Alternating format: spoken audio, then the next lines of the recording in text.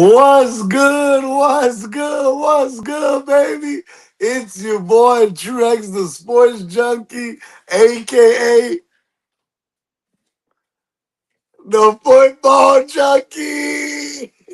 Welcome to the NBS Show, man.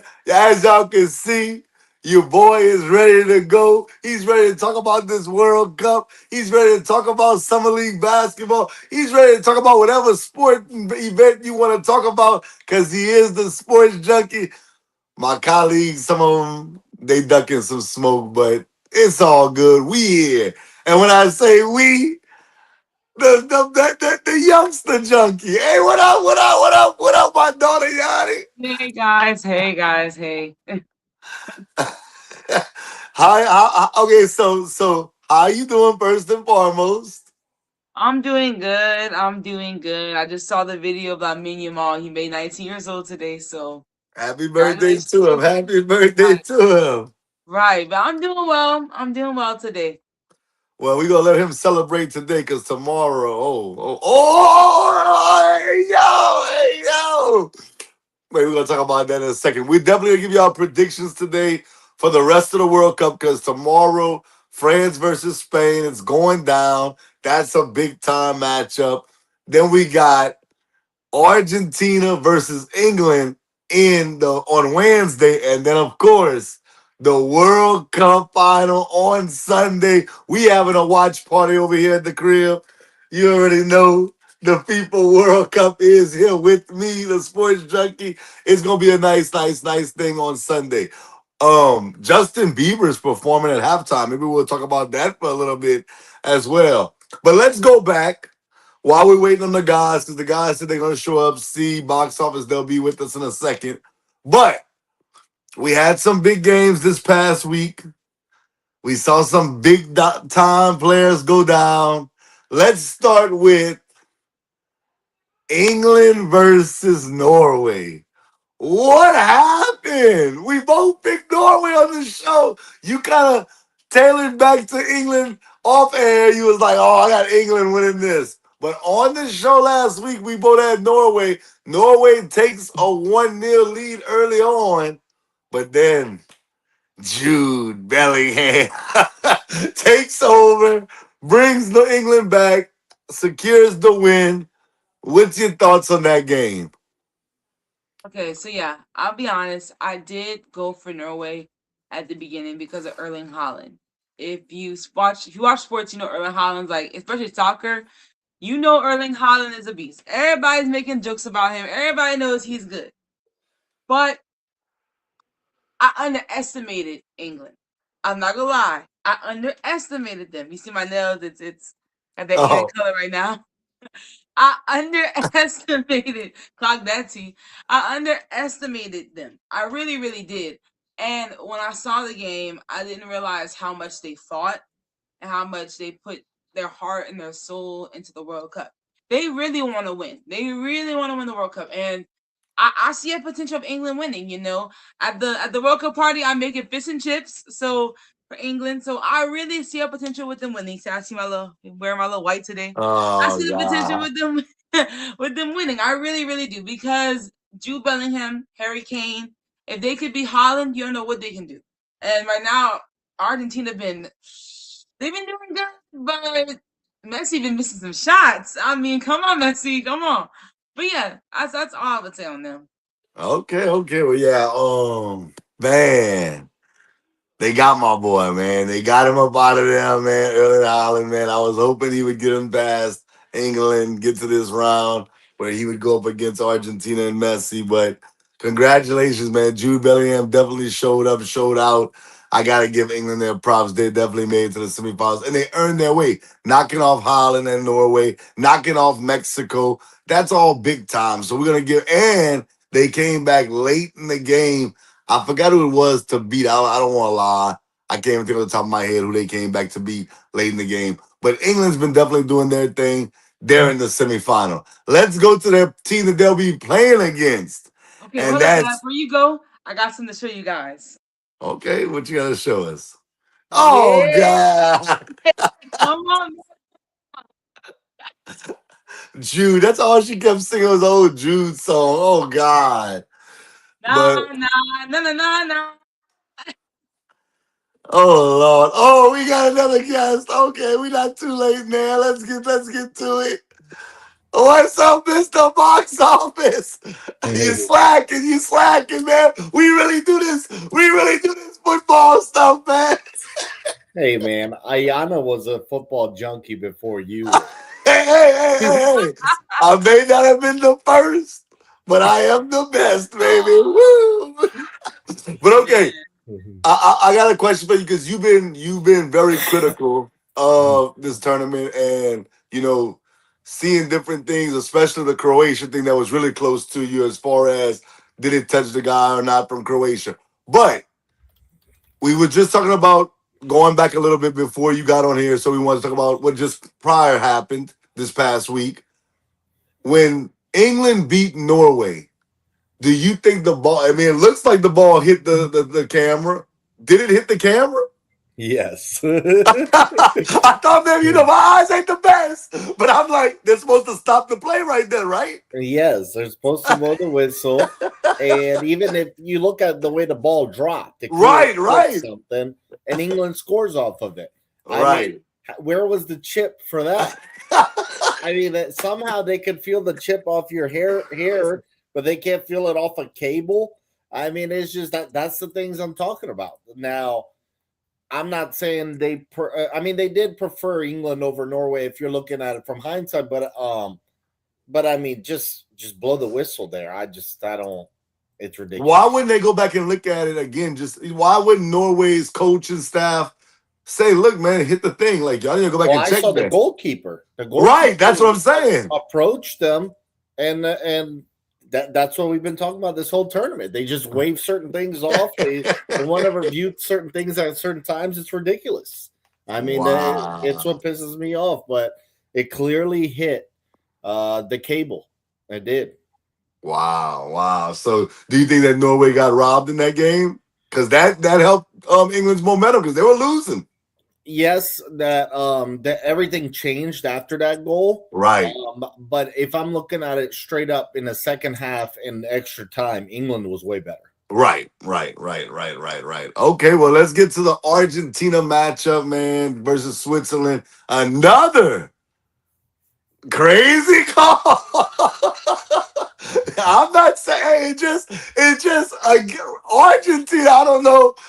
I've been following soccer as long as you two have, but God, hey, look, I have money down. I said it on Argentina to get to the final. I needed them to get to the final, so that's cool. But bruh, me watching this, I'm sitting there like, bruh, these dudes get all the calls, like literally. So I'm gonna let box office start because you had to do go last time. So let's start with there. What happened with Switzerland and Argentina? So, I mean, I don't know if you remember my prediction last week, but I had Argentina 1-0. I didn't think it was going to be a blowout or anything like that. Switzerland, man, they played really well this whole tournament. Like, they Yep. were not an easy team to deal with. But the red card that they did get was a deserving red card, though. Oh, I okay. don't think Switzerland got screwed. They screwed themselves. Okay. You can't flop like that, bro. You would think a bomb was let off the way he flew off of his legs. No one touched him, and he knew it because he went off the field crying because he knew he let his team down. Wow. Regardless, though, Argentina was the better team. They had more chances. They controlled most of the game. The only thing is, if Switzerland doesn't screw themselves there, maybe it goes to penalties, and now Right. it's a lottery. And we saw Switzerland beat Colombia. I think simply because they had the better goalkeeper. Like that Right. goalkeeper made some crazy saves, and he would have felt confident going into another penalty shootout. So even though I was rooting for Switzerland and all that, I do think Argentina was better. They led most of the game. McAllister got a header, I think, in the Uh, 13th minute, yeah. very early on. And they controlled most of the way after that. soon as Switzerland scored, they screwed themselves by getting the red right after. But it is what it is. I do think Argentina was the better team, though. Okay, so before Yanni goes, because like I said, I'm just starting. I'm really just starting really to get into it. But there's a lot of flopping in soccer, right? So because he flopped, he gets a red card for that. Like is that because it was like so dramatic? Yeah, if it's like ridiculous. Now, Okay. you don't see a lot of reds with that, but if it's that obnoxious, you will get a red. Okay. Okay. Because I'm trying to understand when they But give he the didn't get a yellow. straight red though. He Right. already had a yellow. Yellow. Yeah. Yeah. Yeah. So you will probably never get a red for straight obnoxious flopping, but it was obnoxious enough to get a yellow. The issue is he had a yellow already, which equals Right. a red. So he just chose to do it at the worst time possible. Right. Right. Right. All right, Yanni. Switzerland, Argentina. You didn't even care to watch the game because you kept saying that Argentina's gonna beat Switzerland. Like you didn't even care to watch it. So I don't even know how much of it you actually watched. Did you go back and watch the replay? But I know there's no surprise there. But any thoughts of as far as that game is concerned? Okay, so I didn't get to see the game because I just already know, like, by far, Argentina wins every game they do. They have a thing where when they play a game, they're like, you know what, we let the team think they're gonna win, and then they come right back and then they beat them right then and there. So I just, but I've been seeing I've been seeing what the fans been thinking. I've been seeing what the people have been saying. And a lot of people are very upset with the calls that the referees are making. They're upset with FIFA. They're very upset with the fact that they feel that Messi is getting most attention, that he's doing a lot of things that should be getting yellow cards, but instead they're just like not even counting those calls. They're just completely cutting off the calls. And a lot of people are upset about it. Some people are making memes out of it and things like that. And I can see that. Many times when Messi will push people and they won't call it, or, they won't make a penalty and they'll give Argentina that point. So, yeah, I've been seeing a lot of that. Okay, okay. Well, I'm glad you pointed out because shout out to my dog Kalo. His name is Kalo. I know it's close to somebody else that we know, but no, it's a different person. His name is Kalo. He's from Mexico, man. Shout out to him.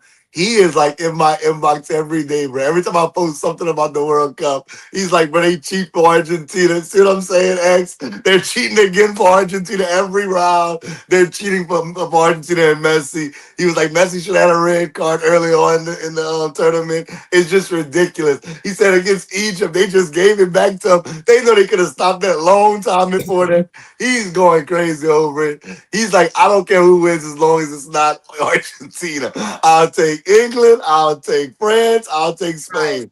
I don't want Argentina to win. Do y'all think that's like, if you're not Argentinian, like that's what most people are saying, like they don't care who wins as long as it's not Argentina, just based off of all the calls Argentina's been getting in this tournament. Yes, unless you're Argentinian, everybody's rooting against Argentina. If you ask me, out of these last Final Four, I'd want Argentina to win it last. Um, and it's because it's too obvious. Now, like I said, I don't think Argentina got favoritism in this last game, but the two before for sure, Messi should have gotten a red literally the first game they played in because he committed the same foul USA made that got USA a red. But yeah, one reason is because they won the last World Cup. And then on top of it, now a lot of people are finally starting to notice the calls they get that no one else gets. So yeah, we're all rooting for anybody but Argentina. What about you, Yanni? I know you picked England before the tournament. You kind of wavered. You got scared because of Erling Haaland. But are you going for anybody but Argentina? Because I know that you don't hate Argentina. So what you thinking? I don't hate Argentina. I don't think that Argentina's not a bad team. I mean, you look at the history, Argentina's been one of the best teams, to be honest, in soccer. But I just think that I look at the other teams, the underdogs. I look at those. I think that they have a lot of potential. I don't look at Argentina too much because I'm like, they got Messi, they got the the stars. Same thing as France. I don't look at France as much because France is a good team too. So I look at the underdogs mostly, and I just think that I feel like at this time, may not be going towards the question, but I feel like England or somebody outside of France or Argentina should be able to win the World Cup. That's just what I think. Yeah, of course you would. You would say that. You like Jude Bellingham and Lamine Yamal, so of course you would say those two teams should win. But you got on Argentinian colors right now. I see the white. I see the blue. We don't want to hear from you My right nails now. are red. Oh. But nonetheless, I see what y'all saying. I do think most people don't want Argentina to win. And we'll pick those games in a few minutes. But going back, X, Spain. what's your order though? Who, if you could choose who would win it, obviously you probably Off of what I want to happen. Yeah, but who out of the four, who do you not want to see win? Are you on board like everybody else? Bruh, and me. Oh Lord, hold on. I think somebody pressed something. Hold on. Okay, that must have been C pressed because I got the trendsetter in the building. What's the deal, baby? What's up, C? AKA the whole damn show. I am in the building, so the show is officially started now. Oh, no doubt. No, I'm gonna answer his question. Then we're gonna go forward a little bit more. See, what's it called? To answer your question, I don't mind. Obviously, I want France to win the whole thing. Y'all know that, and I've been very, blunt about that from the very beginning. Then I would want England to win, but I don't want Spain to win, bro. I don't know. I don't know who I don't want to win more. Spain, because all I hear is Lamine Yamal. And I'm like, that fool, he's been cool, but he hasn't been crazy in this tournament to me. I'm not sitting there saying he's trash. By no means am I saying that. But I'm just saying, they're hyping him up. I do like that he talks crazy. He's like, well, I ain't scared of France. They gotta be scared of us. I do like that factor. But I don't know. I don't care. I either want France or England to win the whole thing. The other two, not so much. Fair enough. Yeah. All right, see ya. Concur, I feel the same exact way. For sure. I was literally just thinking about that, and you took the words right out of my mouth. Yeah, man. I want France to win, but if they don't, then I want England to win. If they don't win, then it's it don't even matter. I think I might lean a little bit towards Argentina over Spain, bro. I don't know what it is about Spain. I love the way they play, though. I feel like they play, but they can play any style you want. I do like that, but I guess that they're France's thorn in the side. I guess that's why I'm nah, I can't root for you. As of late. Right. So it's kind of like Yankees, Red Sox. I don't care how good you are. I'm not rooting for the Red Sox. It's like the Falcons and the Saints. I'm not rooting for the Falcons. I don't care I'm not rooting for Alabama. I just look at Spain kind of like that compared to France. So I'm not rooting for Spain. But shout out to Spain. I don't hate them. That's just where I'm at with it. All right. Let's fast forward a little bit. I say fast forward. Let's go to the other side of the bracket. Spain knocked off Belgium. I think it was one. Was it one? It was 2-1. 2-1. 2-1, yeah, because Belgium did score. 2-1. What's y'all thoughts on that game? Real quick. I'll go first. Honestly, it's been the same story for Spain 2 straight games in a row. Where they pull it out in the end. It's the same player, Mikel Merino, who plays at Arsenal. He's been clutch for them, came off the bench 2 straight games, this time won it in the 88th minute. Even though Spain controlled possession, they had more shots. They had more shots on target. They were the more efficient team. At the end of the day, you got to put the ball at the back of the net, and they didn't do it until last minute. Also, who knows what happens if the Belgian goalkeeper Courtois never leaves the game? That was my next question to you, box office. I swear to God. So Courtois is one of the best goalkeepers in the world. He plays for Real Madrid. So a lot of those, so he knows a lot of those Spanish players because he plays against them in La Liga. year round. And then the second goal that Spain scored was a mistake by the backup Yep. goalkeeper. He tried Yep. to catch the ball instead of just trying to move it all the way out of range. So unfortunately, an injury cost them. But Yep. Spain, as all good teams, takes advantage of mistakes. So now Spain finally let up a goal this World Cup. At the end of the day, it didn't matter because they still won. But I actually think that was a good thing because you want to get that out the way.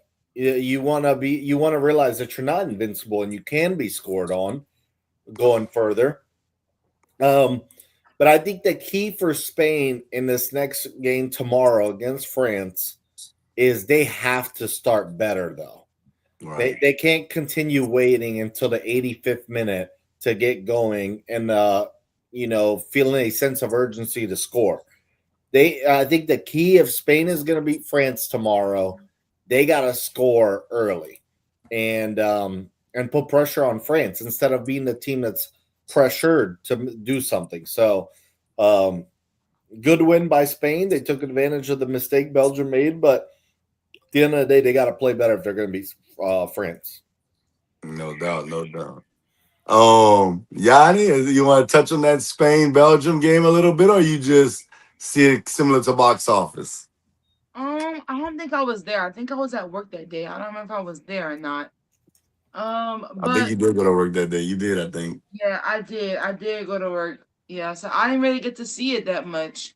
So yeah, I don't know, but I mean, from what you guys telling me, it seems like Spain did a really good job. Oh God. Go ahead. And see, did you watch the Spain-Belgium game or not really? Come on, man. I'm just asking a question. I know you did. All right. Of course I watched it.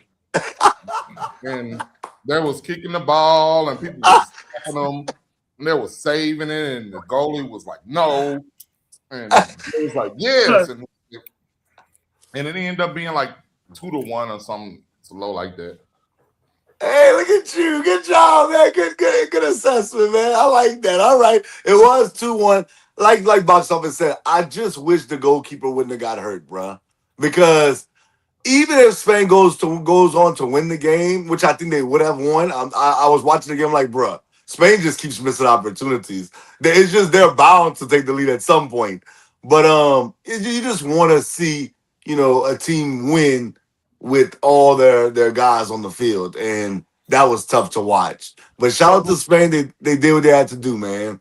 So did the better team actually win? Yeah. I think the better team won, yeah.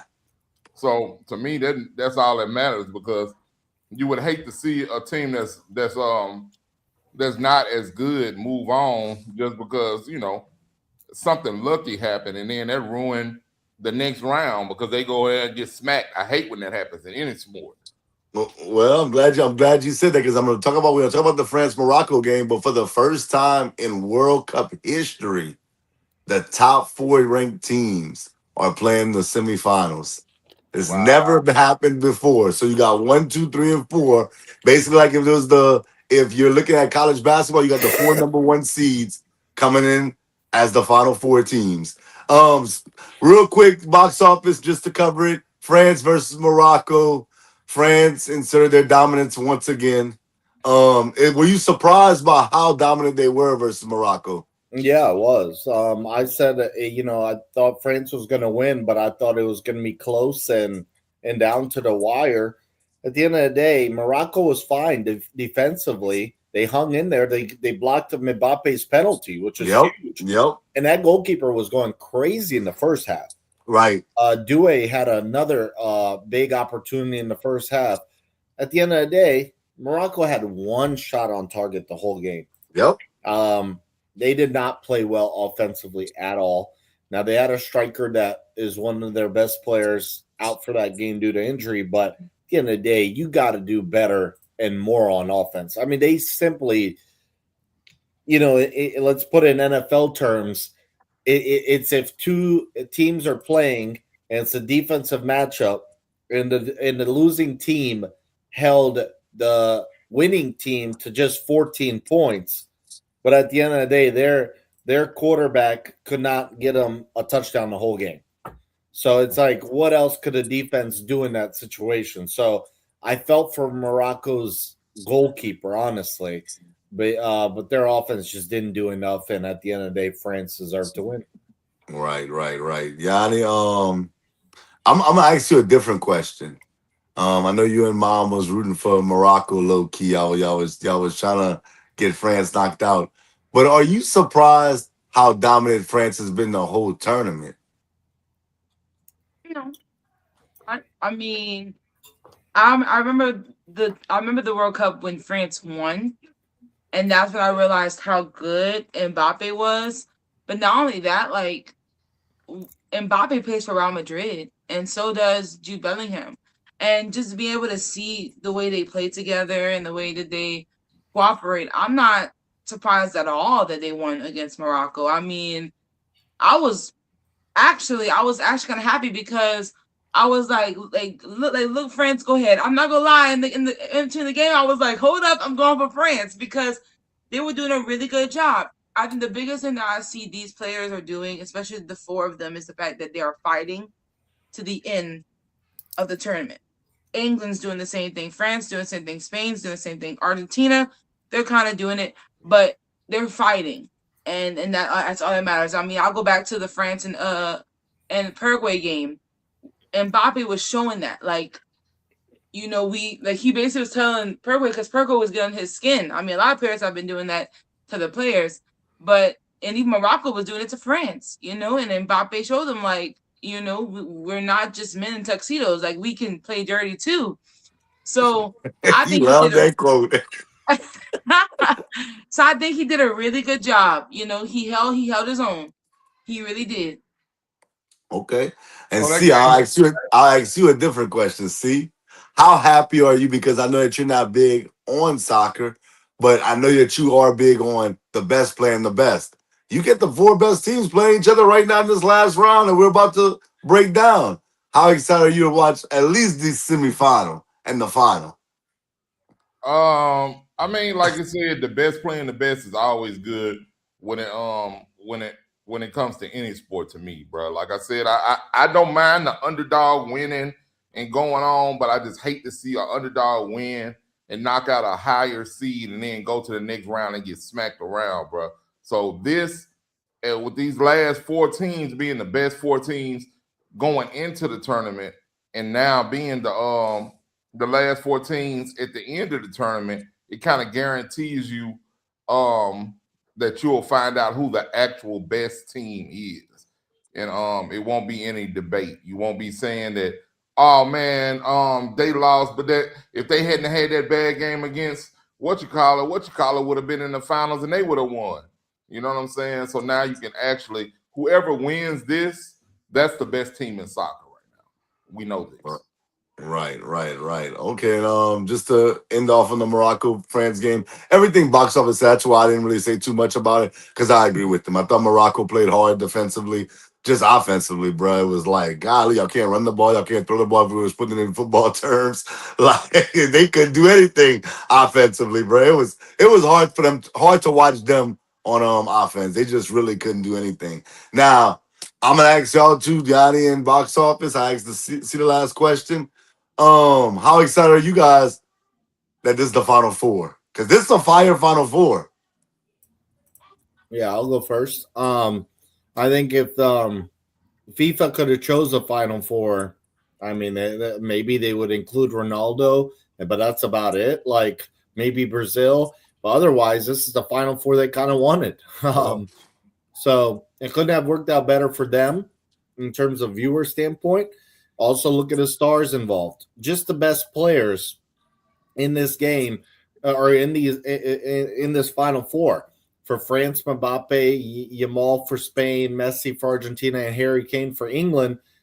Just that those stars are enough. But then you add the Jude Bellinghams, then the Dembeles, the Elises, the Danny Olmos, the Julian Alvarez's. So it's star-studded.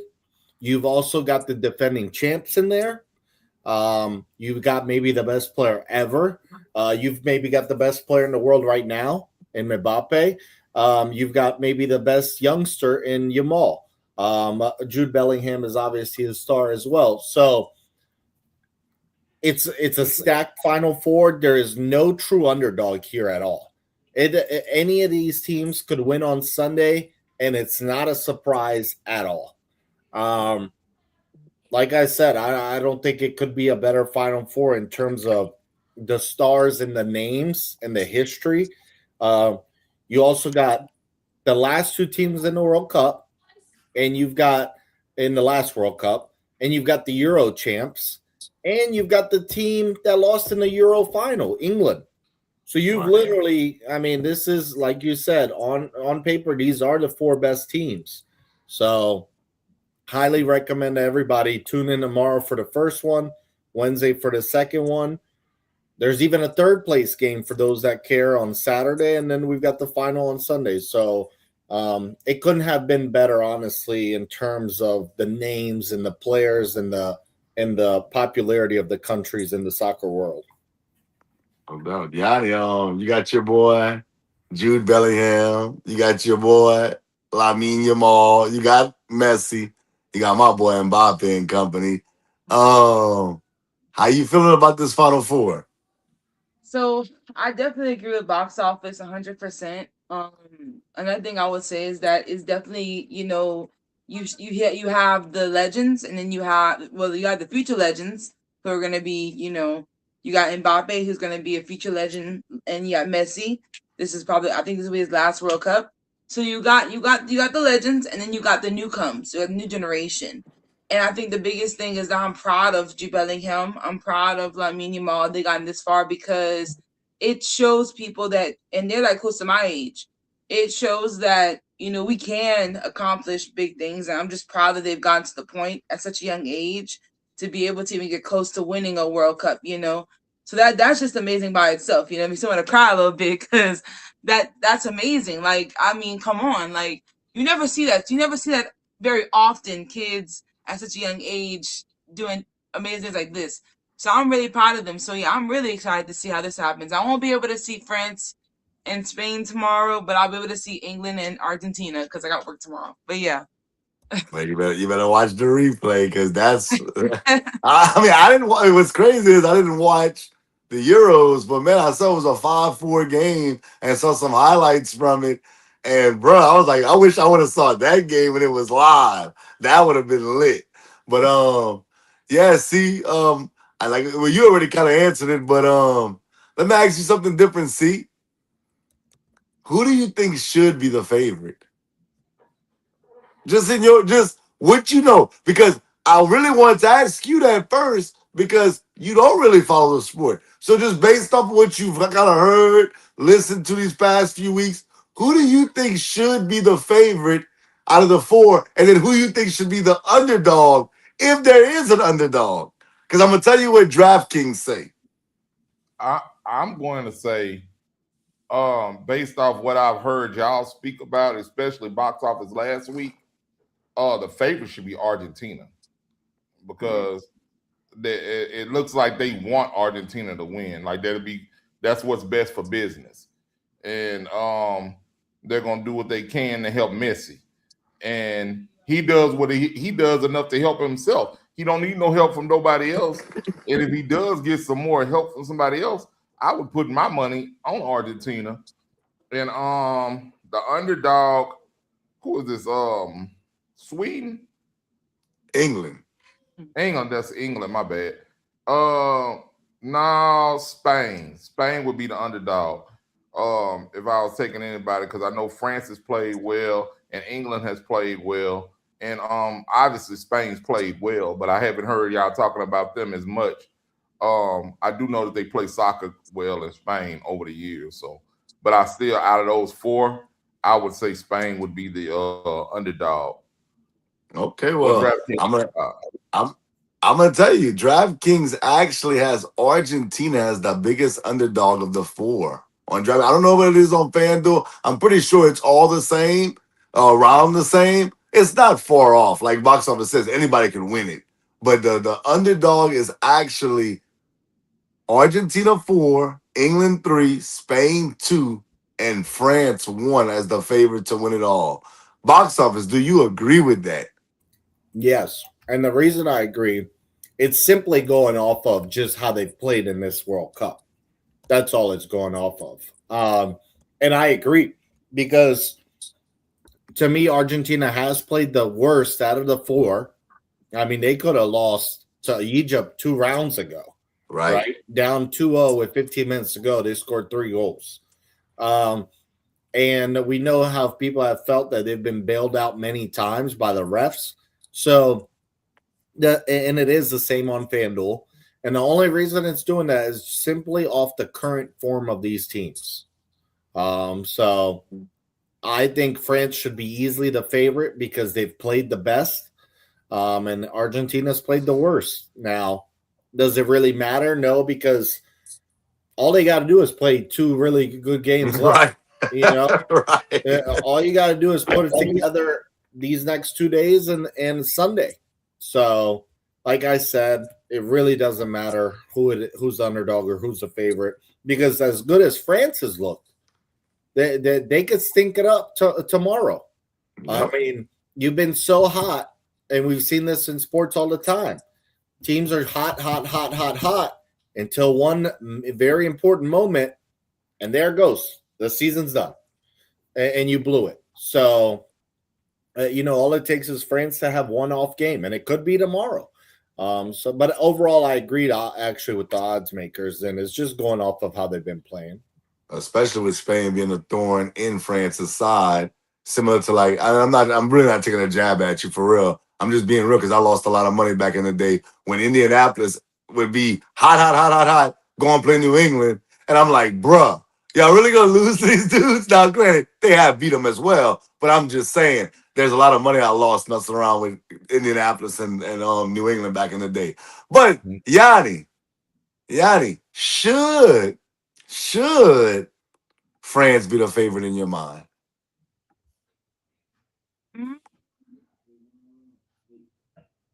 That's a tough question. It's yes or no. That's all it is. Based on what you've seen, I know you don't like them. You just be hating on France for no reason, and it's a shame. It's a shame. France. Wait, what? I'm sorry, you broke up. What you said? I said one of these days I will support France. Okay. I'll put down. Today is not this day. But I think, man, I feel like there's so many players, and I've told my dad there's so many teams that have such potential, so much potential. Like, I mean, come on. I don't even know what to say. I mean, I feel like, but yes or no? Yes or no? You don't have to even name anybody else. Yes or no? I believe France could be the favorite. I have to break it. I have to break the ice. Yes, because France. I mean, and then Mbappe, they unstoppable. If Norway was in it, I would have said yes, Norway. But France, absolutely France. Okay. So, with that being said, like I told y'all wasn't on here, like I told our viewers, we're gonna not only choose the game for tomorrow, the game Wednesday, we're gonna pick who's gonna come in third place, and then ultimately who's going to be the World Cup champion. We ready to go? Are we good? Everybody's good? We ready to pick tomorrow's big showdown? Lamine Yamal, Kylian Mbappe. Man, France versus Spain. Who you got? What's the score? What we looking like, box office? All right. So when the knockout bracket came out, I said it's going to be a rematch of 2022. It's going to be France-Argentina rematch. And in terms of this France-Spain matchup, I'm going to stick with that. I'm going to go France. France has played the best in this tournament. No one's looked better. No one's been in less trouble. In fact, I think Paraguay, out of all teams, played them the toughest. I mean, they came out of that game winning off a penalty kick. And I think as dirty as Paraguay was, I think that's actually the way to play against France. You have to be dirty and you have to annoy the hell out of them. Um, Otherwise, you're just letting them dictate everything. And I think when it comes to those top teams, you gotta beat the crap out of them. You gotta annoy them. So I don't blame Paraguay. I think if I'm Spain's manager, I would tell my players play exactly the same way Paraguay did defensively. Um, with that being said, also another thing, this was the Euro semifinal, and Spain beat France. So France wants this game, and they've seen Yamal talk. Um, they want to stick it to Yamal, and they want to get revenge, and I think they do. I got France 2-1. I don't think it goes to extra time. I think France gets this done in 90 minutes. What's interesting is Spain has not lost in 34 straight games in 90 minutes. They've lost in penalties a couple times within that time frame, but 90 minutes they have not lost in 34 games. I think they finally lose in 90 minutes. I've got France. I think they keep it rolling. Yanni, who you got? France or Spain? I'm gonna say this. Spain been playing really well. I'm gonna say that. Spain's been fighting, they've been fighting. I feel like okay. And don't switch up neither, because you gonna pick somebody on the show, and then when we start watching the game, you start picking another team. We're gonna pick them and we're gonna stick with it.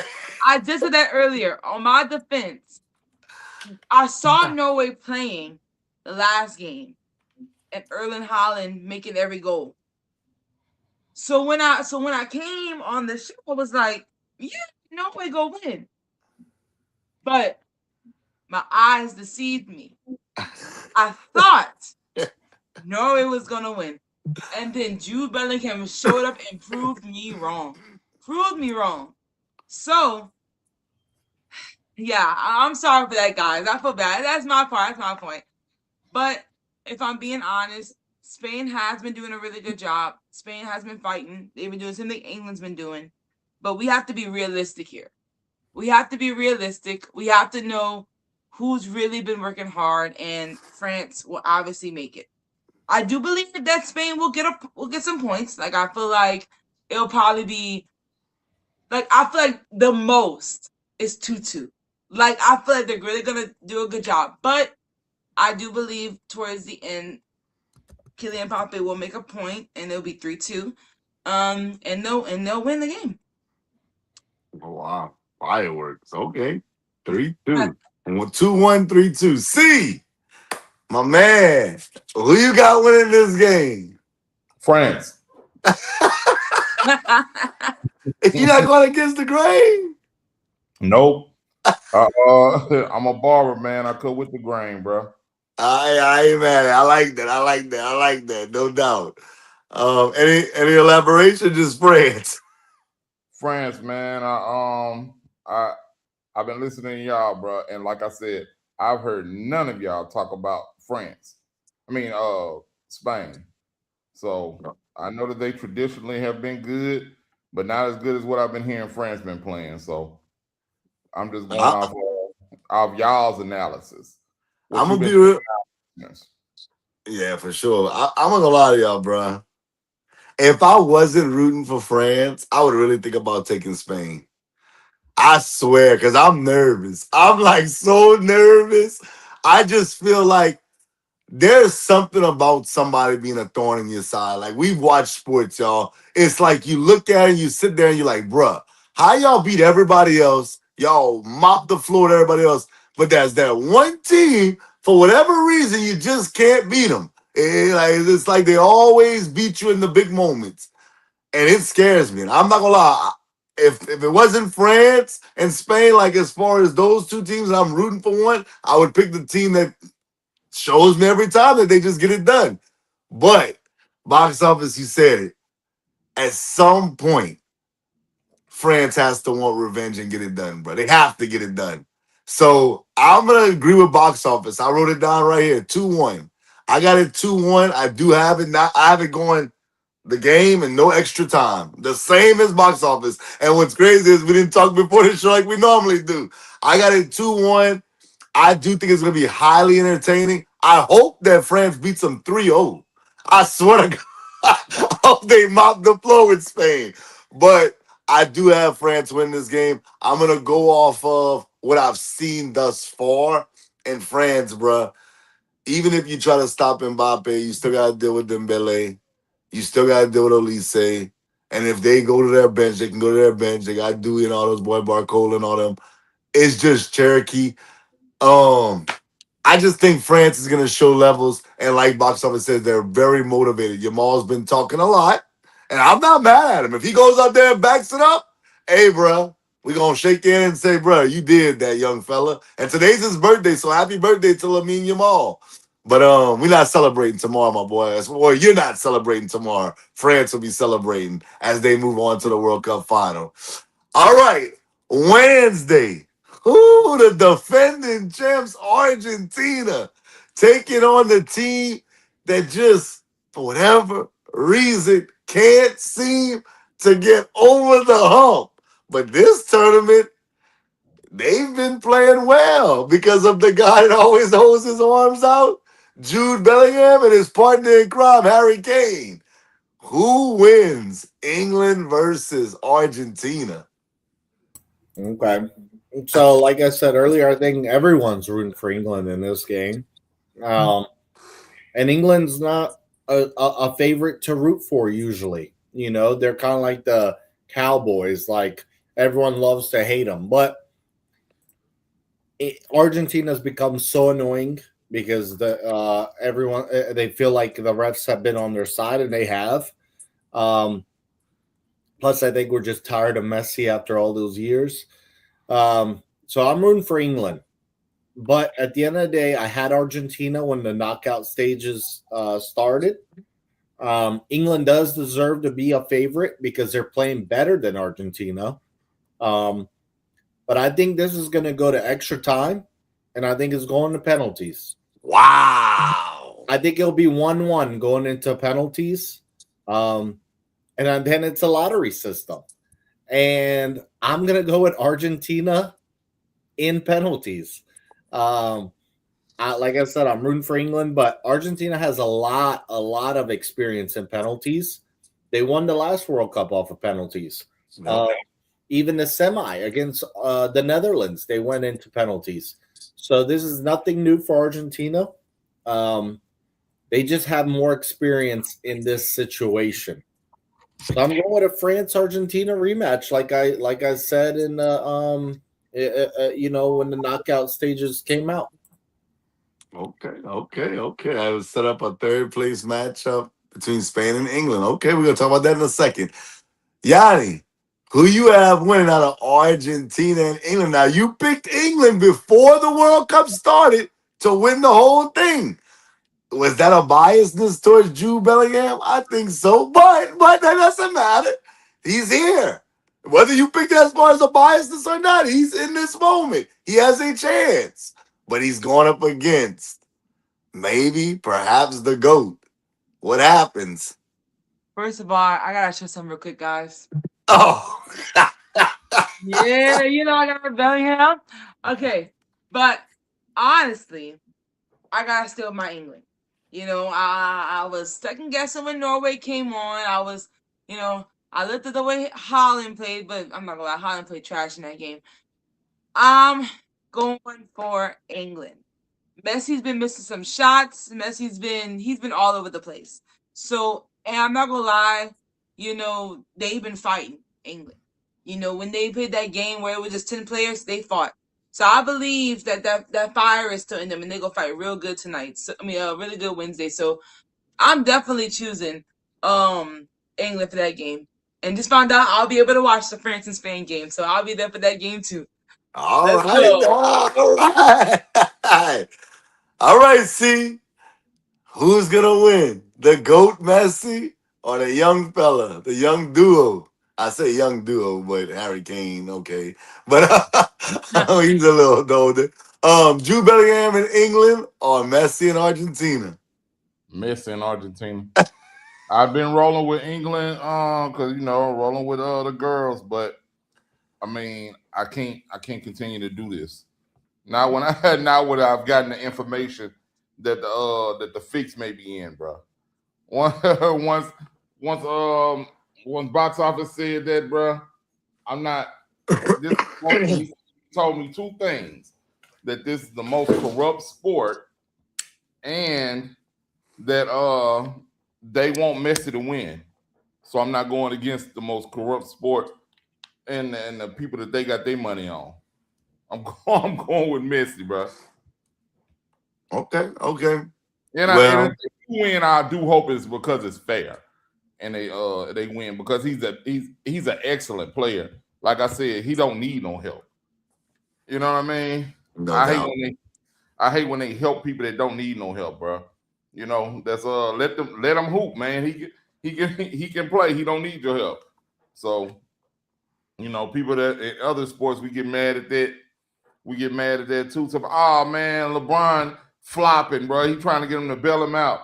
All that, bro. I feel the same way about this. Okay, okay, okay.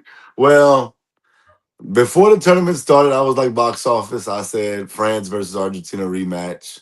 I just think that it's just gonna happen. Where I messed up when I put my bet in, I put first, second, third, fourth, and fifth place, basically. And I had Brazil getting far, and they let me down, so that didn't matter. But here's a fun fact that maybe you guys, I know y'all probably know this, but probably just overlooked a little bit. Argentina hasn't beaten the top 10 team in this tournament yet. They haven't beaten the top 15 team yet in this tournament. And I look at that and I say, okay, I think Switzerland was 19 coming into the tournament. I think they were 19. And that was their best win. What's crazy, I thought Egypt would actually be higher than that, but they were actually behind Switzerland as well, which was crazy. And here's the deal.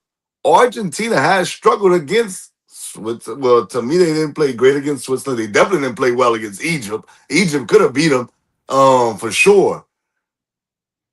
And it's kind of like what we said about the Spain-France game. I'm going for what I've seen. I'm switching up. I think England knocks off Argentina. And here's the craziest part about it all.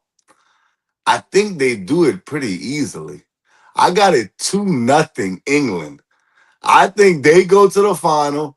And I can't believe I'm saying that because I wanted to be Argentina France in the final. That's the final I wanted. But I just think that England has been battle tested. They went into tough environments, have won. That Mexico game, bro, that was phenomenal. And Jude Bellingham and company showed up. I think England knocks off Argentina. I think they dominate this game 2-0, but it really can look like worse than 2-0. It could be maybe looking like, as far as from what it looks like a 4-0 game. I think England wins this game pretty easily. So I got England advancing. Just going off of what I've seen so far, guys. We'll see though what happens. All right. Now you picked your teams the way you picked them. So your third place game is gonna be different than maybe mine. But based on what you have right now, who comes in third place based off of what you have? Box office. All right. So my third place matchup is the Euro final rematch, England Spain. Spain beat England 2-1 in the Euro final 2 years ago. England has a completely different coach. Thomas Tuchel, who I love. He won a Champions League title with my Chelsea team. So I love Thomas Tuchel and I love his German mindset. I don't know if you saw the interview after X with Thomas Tuchel, the England coach. Mm-hmm. He said we were lucky today. We didn't play well. And Bellingham didn't like it, but Tuchel was correct. He was right. England was not always great in that game. Could have very well easily lost. What's also interesting, a foreign coach has never won the World Cup with a different country, right? So whenever France has won, it was a French manager. When it was Spain, it was a Spanish manager. When it was Argentina, it was an Argentinian. And England has a German coach. So this would be the first time in history if England can pull it off, which is very interesting. The rest, though, have a coach from their country currently. So that's interesting. But at the end of the day, I don't think Spain has been as good as England in this tournament. And I think England wants a little bit of revenge for the Euro final.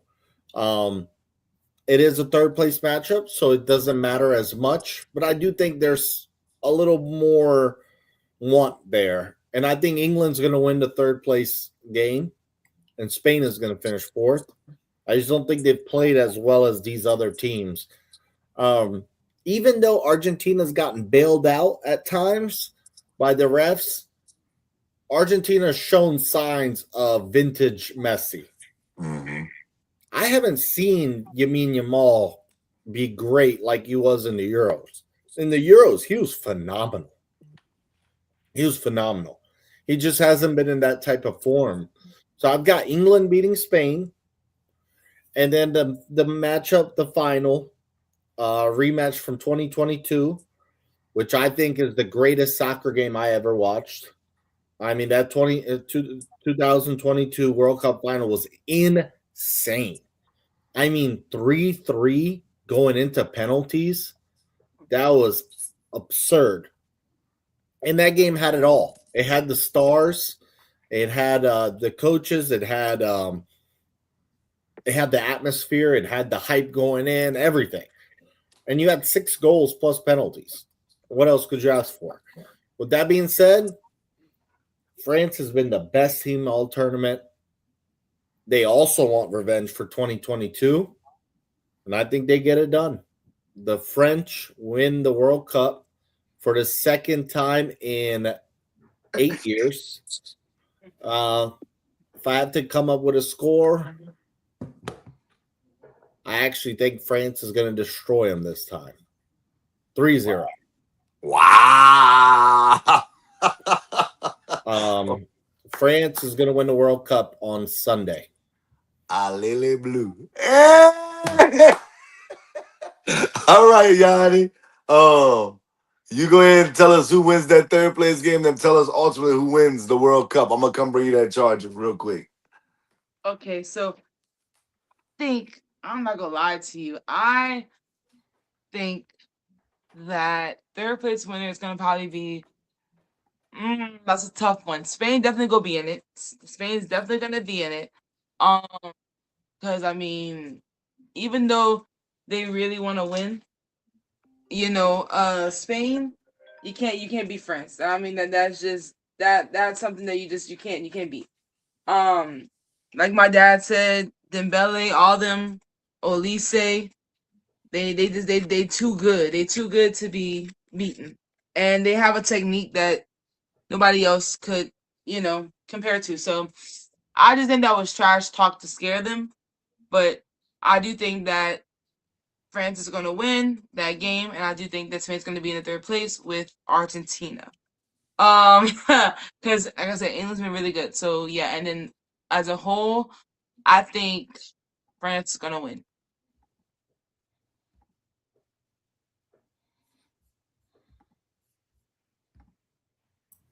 So France beats England in the final. Mm-hmm. Okay, give us a score. I would say 3-2 again.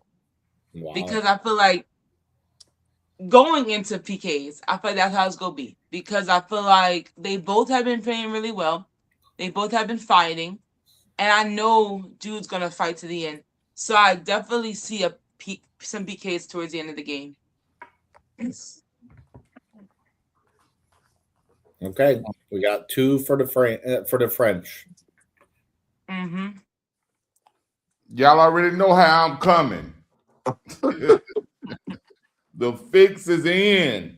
I got Big Messi, Big Argentina taking home in Messi's last World Cup, bro. Storybook ending. He walks off like John Elway. And And I guess what you said, the third. Oh, we're doing third place. My bad. You're doing both. You're doing both. You tell us who wins the third place game, who wins the final. All right, so I would have England and Spain in the third place game, and I'm going with England. England in Okay. the third place game, and I got Argentina winning the whole damn thing on Sunday. Okay, I ain't mad at that. All right. My third place game is Spain versus Argentina. And I just think that even though it's Messi's maybe last World Cup game, he passes the torch to Lamine Yamal. I got Spain beating Argentina. And unfortunately, Messi loses his last two World Cup games. One to England, one to Spain, and they come in fourth place while Spain finishes third. Going to the Sunday, man, England, bro, they've been fighting the whole year. Well, not the whole year, the whole tournament. And it's been fire. It's been fire to watch. And they're going to put up a fight. They're not just going to let France just knock them out.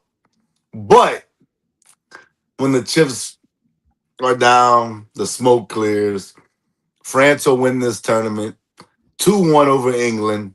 And France will hold the World Cup trophy. And I'll be holding it up with them. Woo!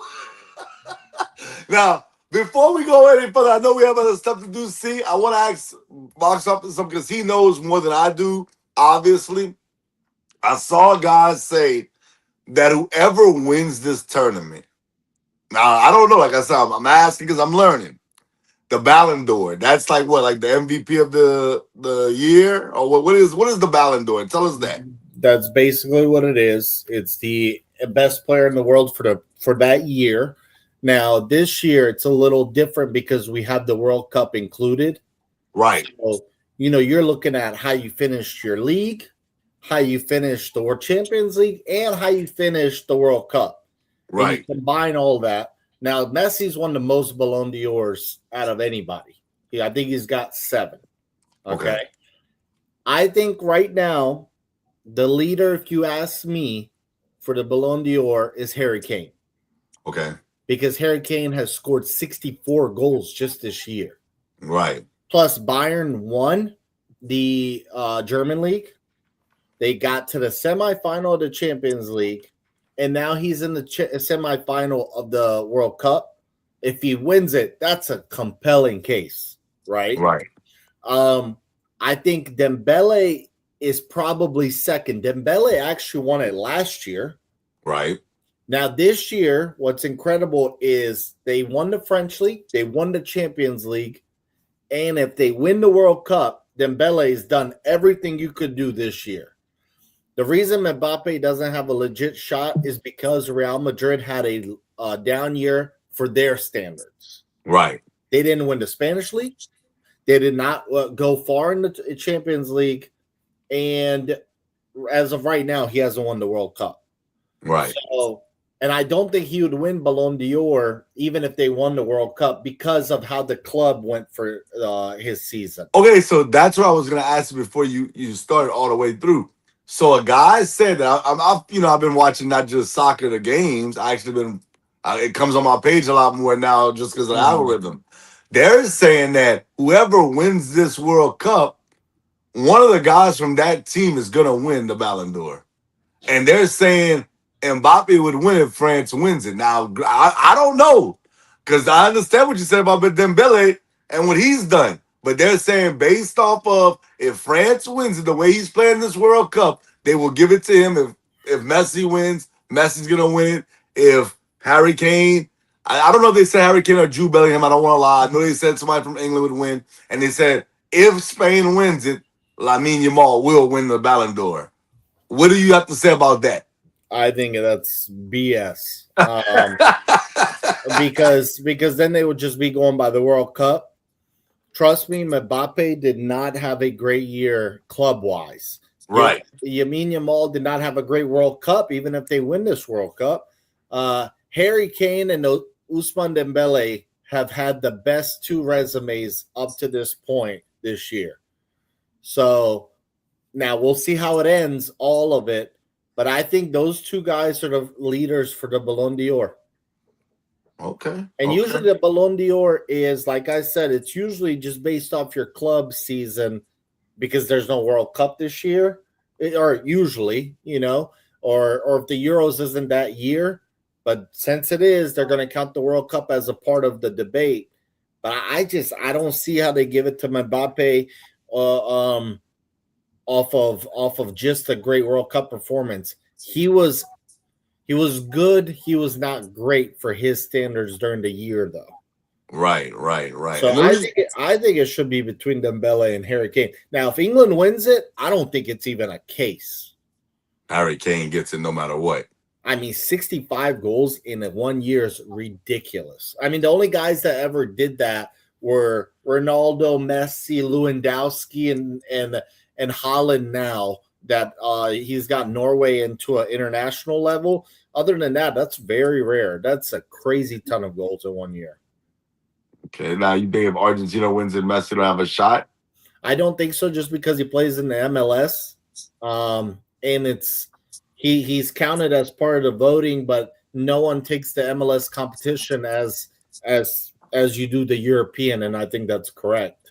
Like what Dembele, think about Dembele winning the French League, then the Champions League, then the World Cup, compared to just Messi winning the World Cup. I mean, it's not even close. Right. Well, that's my second thing I wanted to ask and just follow up on, because even though I've really enjoyed the World Cup, I'm not gonna lie. The one thing that I don't understand when that guy said that was, for me, it was this: the World Cup to me is like kind of like the Olympics, right? And to me, the Olympics shouldn't hold more weight than the NBA Finals, as far as if you play in that particular sport, or the Super Bowl. Let's just say football did play other countries as far as tackle football, American football, if you want to call it that. Even though the World Cup's been great, I don't think that a guy, if he didn't have a great year for his team, he should win it. That's why I was kind of confused. That's why I wanted to bring it up on the show. So I'm glad you clarified that. But based on him, what the guy said, he said, I'm telling y'all, if any of those teams win, the head guy will win the Ballon d'Or. I disagree, but we will see. Okay. Yanni, what you think, Yanni? As far as the whole Ballon d'Or is concerned, as far as the best player. So the Ballon d'Or, it is like that every year. I've only seen so much of the Ballon d'Or, but I know that Dembele did win it last year. And I will say, I don't know. I don't think Mbappe ever won the Ballon d'Or. I don't think he ever won one. He still hasn't. No. He still hasn't. Okay, good. I was about to say I don't think he ever had one because I've never seen him win one. But for sure, I would definitely say, since you guys said it doesn't go with the World Cup, I would say if it goes with the World Cup, then I would definitely say like either Mbappe or Jude Bellingham would definitely get it, with the way they've been acting. But I'm not gonna lie, I don't watch the clubs too much, but I would definitely say based on club, I would say Mbappe, 100%. He deserves the attention that he gets because that boy can play. The world. But box office just said he struggled in club play. He struggled. I mean, he was good. He wasn't great, and they didn't win anything, and that Right. hurts a huge argument. They did not win anything this year. Real Madrid? Nope. They had an off year compared to their standards. Barcelona won. Even Atletico won another trophy, but Real Madrid was bad. Wow. For their standards. Yeah, like kind of like Ohio State or Alabama. They have to win. They have to win it all. Right. Right. That's crazy because Jude Bellingham plays with him. That's crazy. Okay. And they actually fired 2 coaches because of it during the year. So Real Madrid was a mess this year. Oh wow. Okay, then that's my answer. That changes my answer entirely. And you said Barcelona been doing good? Yes. Yamal did good in the club this year. He's actually struggled for Spain, which is interesting. Then I would say Yamal then. If they even them, If like I they said, win I it, don't. though, right? They have to win the Right. World Cup and They have a have to win shot it at it. though. Yeah. Yeah, like I don't watch the clubs too much. I only watch the highlights. So I'm going based on what you guys are saying. So I would definitely go for Lamar, for Lamine Yamal if he's been doing really good for clubs. I never knew that was happening with Real Madrid. So yeah, I'll definitely go for Lamar. What you think, see, as far as what you're hearing? Just, I mean, I know you don't follow it because, like, I don't follow club play either. So I'm going off of what I'm hearing from you guys. What you said about Harry Kane, that's incredible to me. But also what you said about Usman Dembele, if he wins everything, like, how do I sit there and say he don't? And what if he has like a hat trick in the final, or what if he does something crazy? You know what I'm saying? And they And, go on to and like win I it. said, he won the Ballon d'Or last year because they won the French League and the Champions League, and he was their best player. So Dembele deserved it last year, and if Right, he were to win it again this year, he would deserve it. But I do think he needs the French to win it to complete it, though, because he right. was better last year. Not that he was bad this year. It's just he was more compelling last year. That's all. Got you. Based off what we heard, see, because I'm gonna give my ticket and I'm gonna ask one last question to wrap up the World Cup coverage. But based on what you heard, who you think is gonna win the Ballon d'Or as basically the best player in the world? All right, so the Bobby Valentino Award is what you asked me about. Right. Go Uh, ahead, man. I don't know, bro. My answer to everything is Messi, bro. I don't know none of these people, bro. Hey, what the hell say? I know you don't agree with the guy box office, but if Messi, even though he does play in the MLS, I don't know what he did in the MLS this past year. If he wins back to back World Cups, bruh, and he beats England and France or Spain, like, bro, like, come on, bro. Like, maybe we have to acknowledge the fact that he is the best player in the world. Is a debate if he's the best of all? No, that he's the greatest of all time. But he's not the best like right now. Like right now, to me, the best two players in the world are Mbappe and Harry Kane, if you ask me. Oh wow.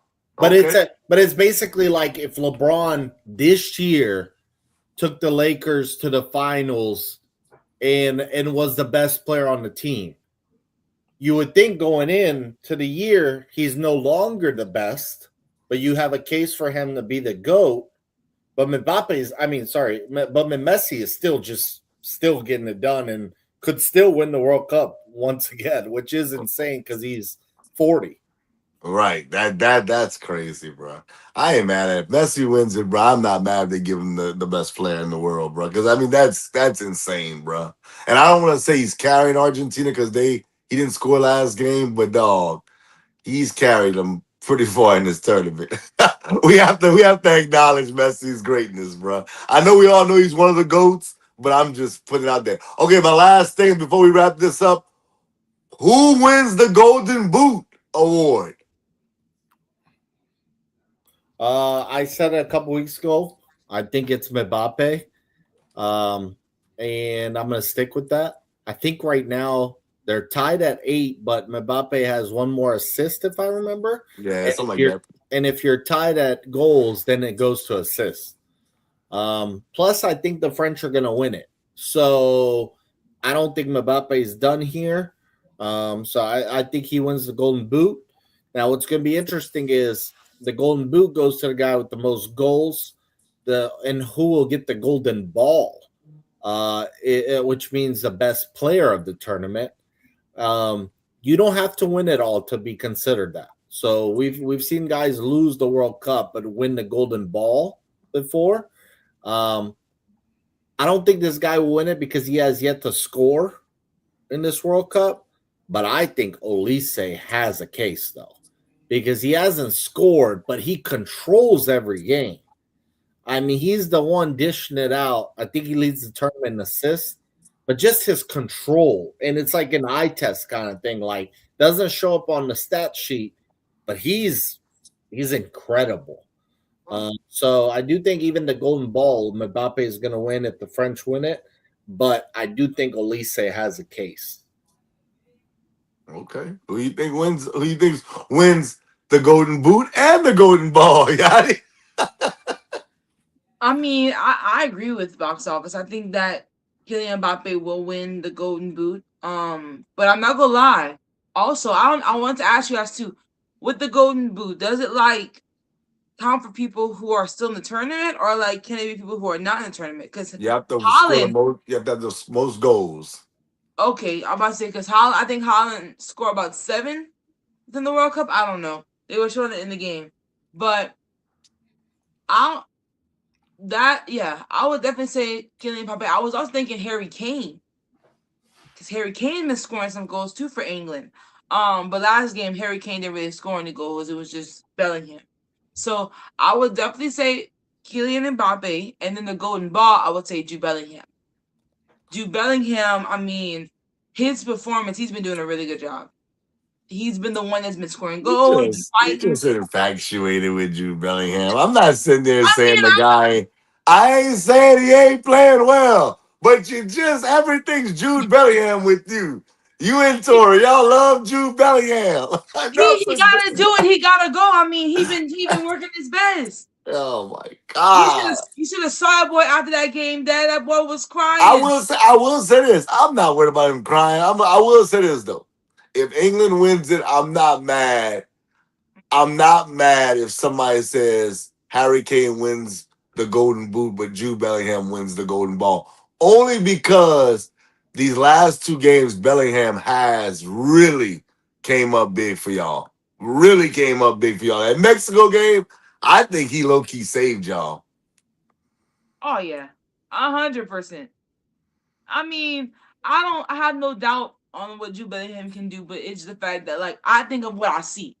He's But been working. Harry Kane, but I can make the case that Harry Kane saved y'all before then too. So Like I said, the other game he didn't do nothing.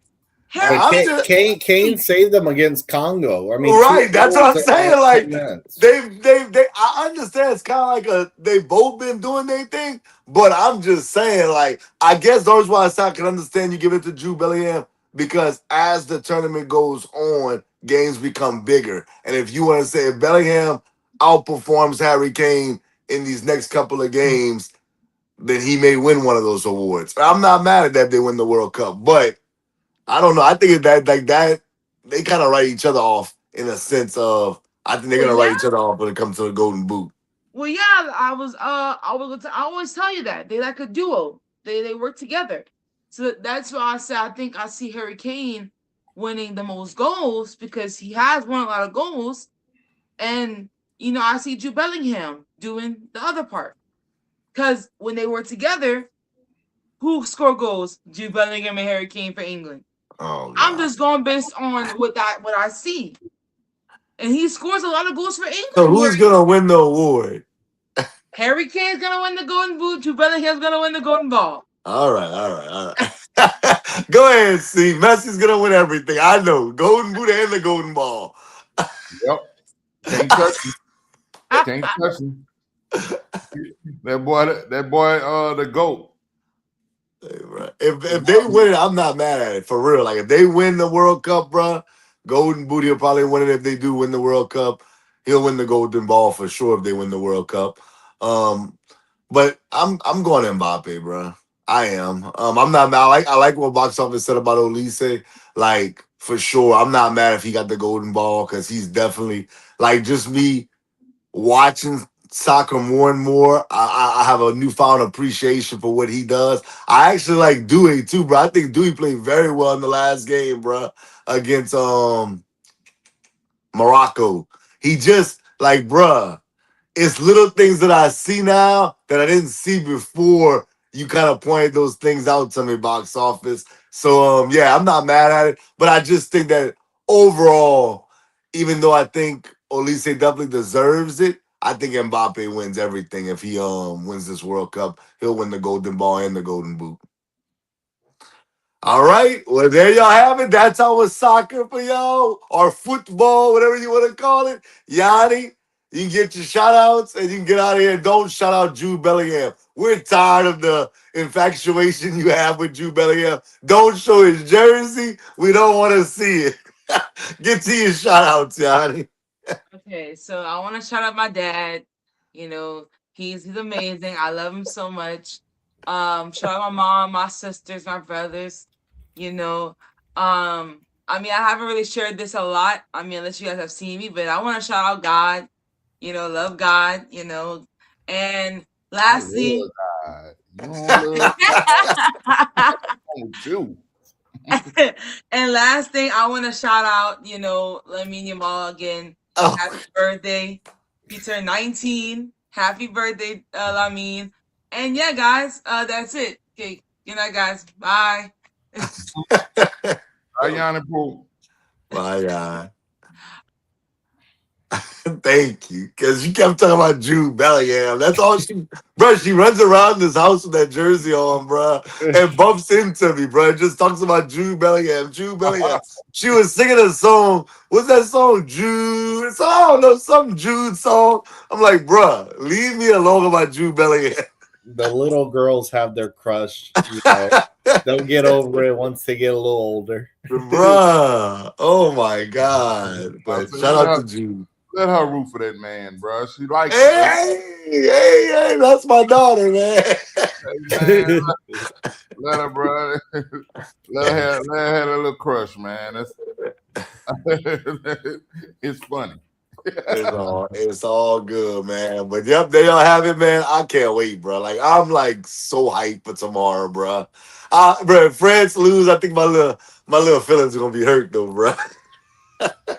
I'm excited, man. I mean, at the end of the day, it is 4 huge teams for the best. I wish it wasn't 3 Eastern, 2 Central, and the reason they're doing that is to cave to Europe, because they know Europe's going to bring most of their ratings, so they want Europe watching, especially when 3 of the 4 teams are European. And if it's 3 Eastern, then that means it's 9 p.m. in Europe. So it's the latest they could push it out for Europe. But at the end of the day, 2 fire matchups. Yes, sir. Yes, sir. All right. Enough of that crap, man. You finish. See, you should tune in next 2 days, though. I I mean, look, hey, you get 2 semifinals and the 4 best teams in the tournament, and you get hella stars. So I don't know what else you could want. Bro, I think I Hey, we know you're not doing anything tomorrow to your time. I think I got a motor yard. No, exactly. I got. Come on, see, you kicked him off the airway because he said. I think he offed himself, man. He ain't like that, bro. Oh man. Man, that boy don't want to talk about no real sports. Let's get to it, though. No, what up? Hey man, you gotta introduce your son, man. He came on in. Come on, man. All right, our resident NBA expert has just joined the broadcast. HMB Hoops, what it do, man? What's good, man? I know we ain't got that much NBA, but we got a little bit of summer league action that's been going on. I've been tuning into some of the games. Yeah, man, we got good content, man. We got good content, brothers. This is just what we do when you have an off season like this, man. Ain't nobody trying to talk about soccer a whole show, so we have to find content. Know what I'm talking about? So NBA wise, man, the draft is over with, so these players have gone to their teams, and I really personally, just to start this off, man, I'm gonna ask y'all. I got the graphic up there, but we ain't gonna get into that yet. I got a couple of questions. Okay. The rookie class this year, based off what you know about them so far, do you think the rookie class this year is better or last year's rookie class is better? I know they haven't played an official NBA game yet, the rookie class this year, but just coming in, know what you know about them. I'm gonna go first. It is easily this rookie class.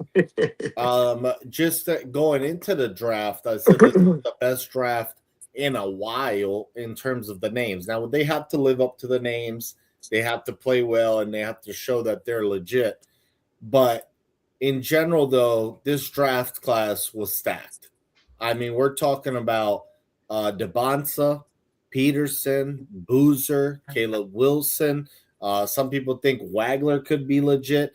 Darius, oh my God, what's that? Yep, Acuff from Arkansas.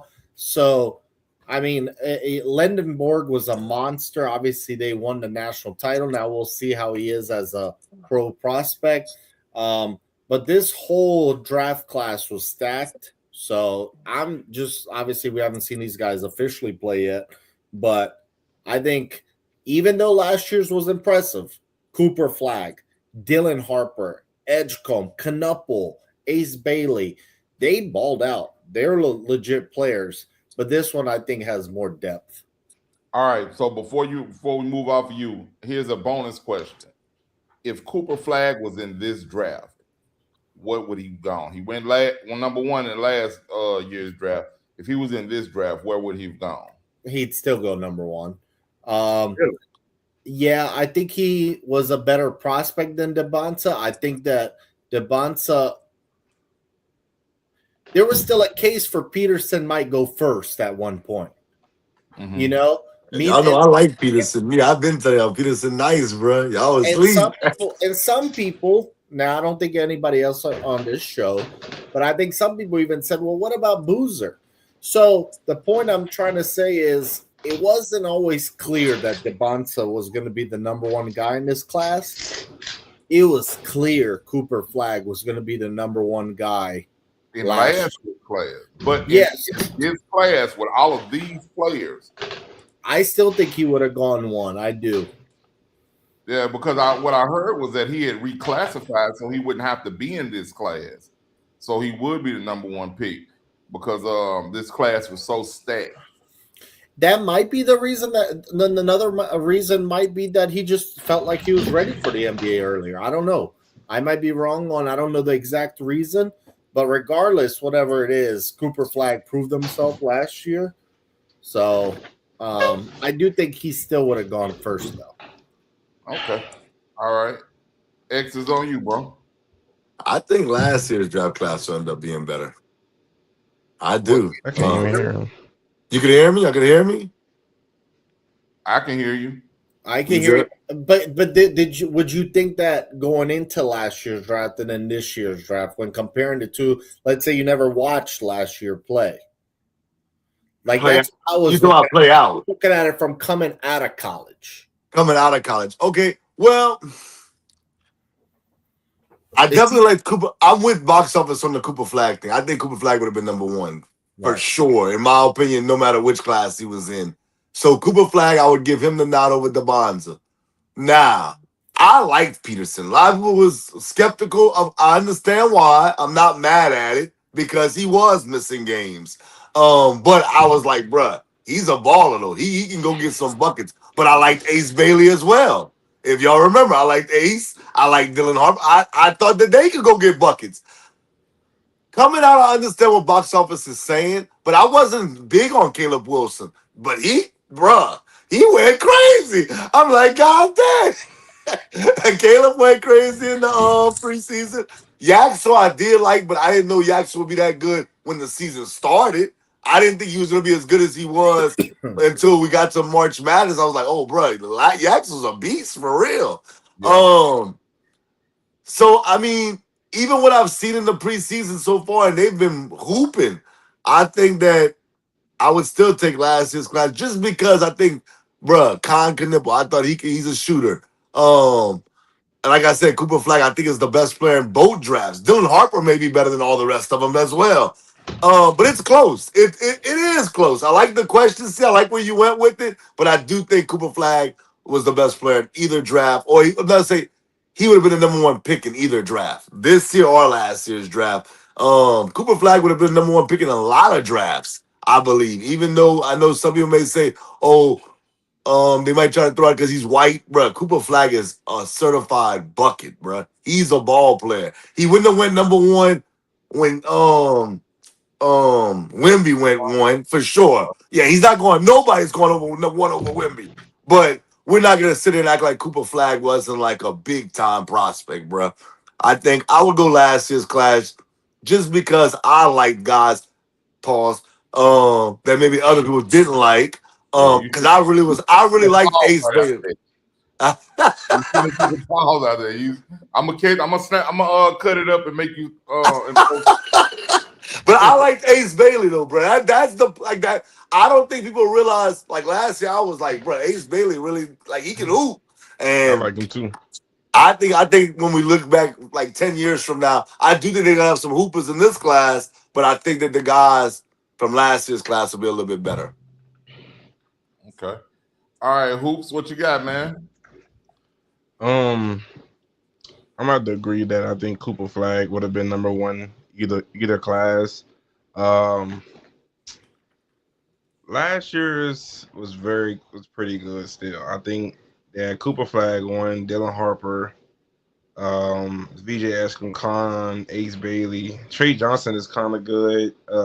He was on a terrible team last year, but Jeremiah Fears is also on a terrible team. Pelicans, Edgar. I don't know who he is really, but and the Colin Murray Bulls, and then some other dude that doesn't play in the top 10. He got Cedric Coward right after him. He plays for the Grizzlies now. But that draft was pretty good to me. I think this class it has a lot of potential to be better than the last class last year. Especially in the top. And Yax was right out of the top 10, but that was my favorite pick. We did for top best favorite picks out of the top 10. Not Pat picked Yaxel. He came out there and balled. You know, he got great size and you can pretty much do everything. Darren Peterson hooping and AJ DeBonsa, no surprise that he came out hooping. And Caleb Wilson had an unbelievable performance for his first game. I think that last year's I really like last year's draft class. I mean, we gotta watch these guys actually play in NBA games, real NBA games, for me to say that this class is better.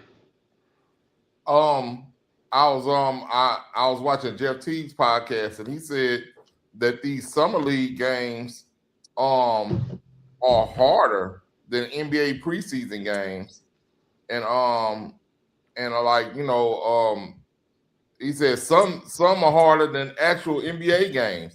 He said because everybody on here trying to make a team and trying to get in the NBA.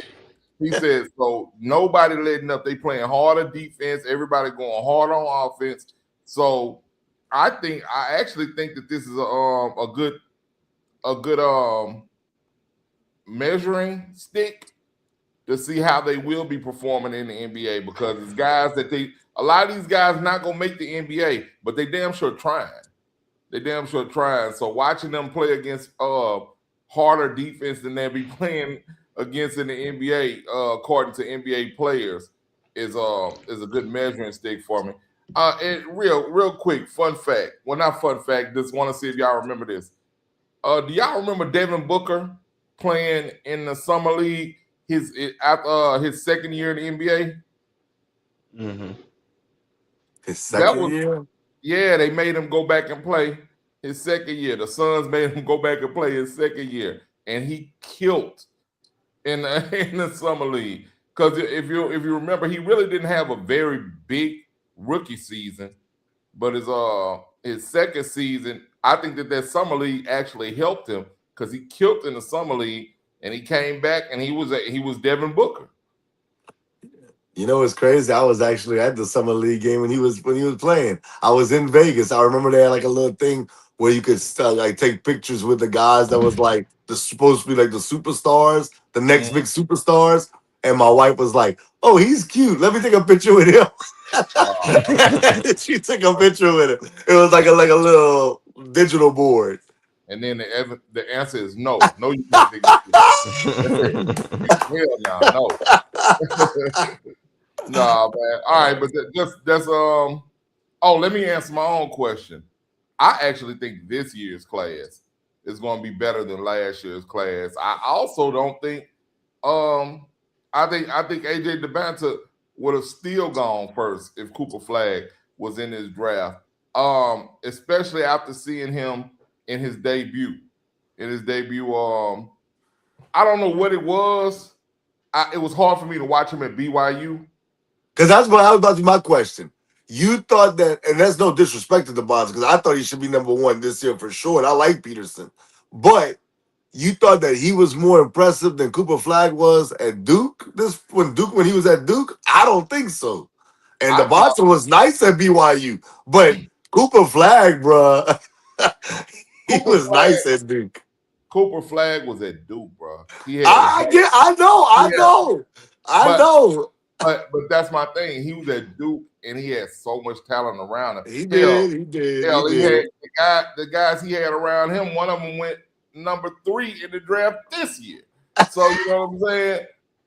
It's a different, and he was at BYU by him damn self.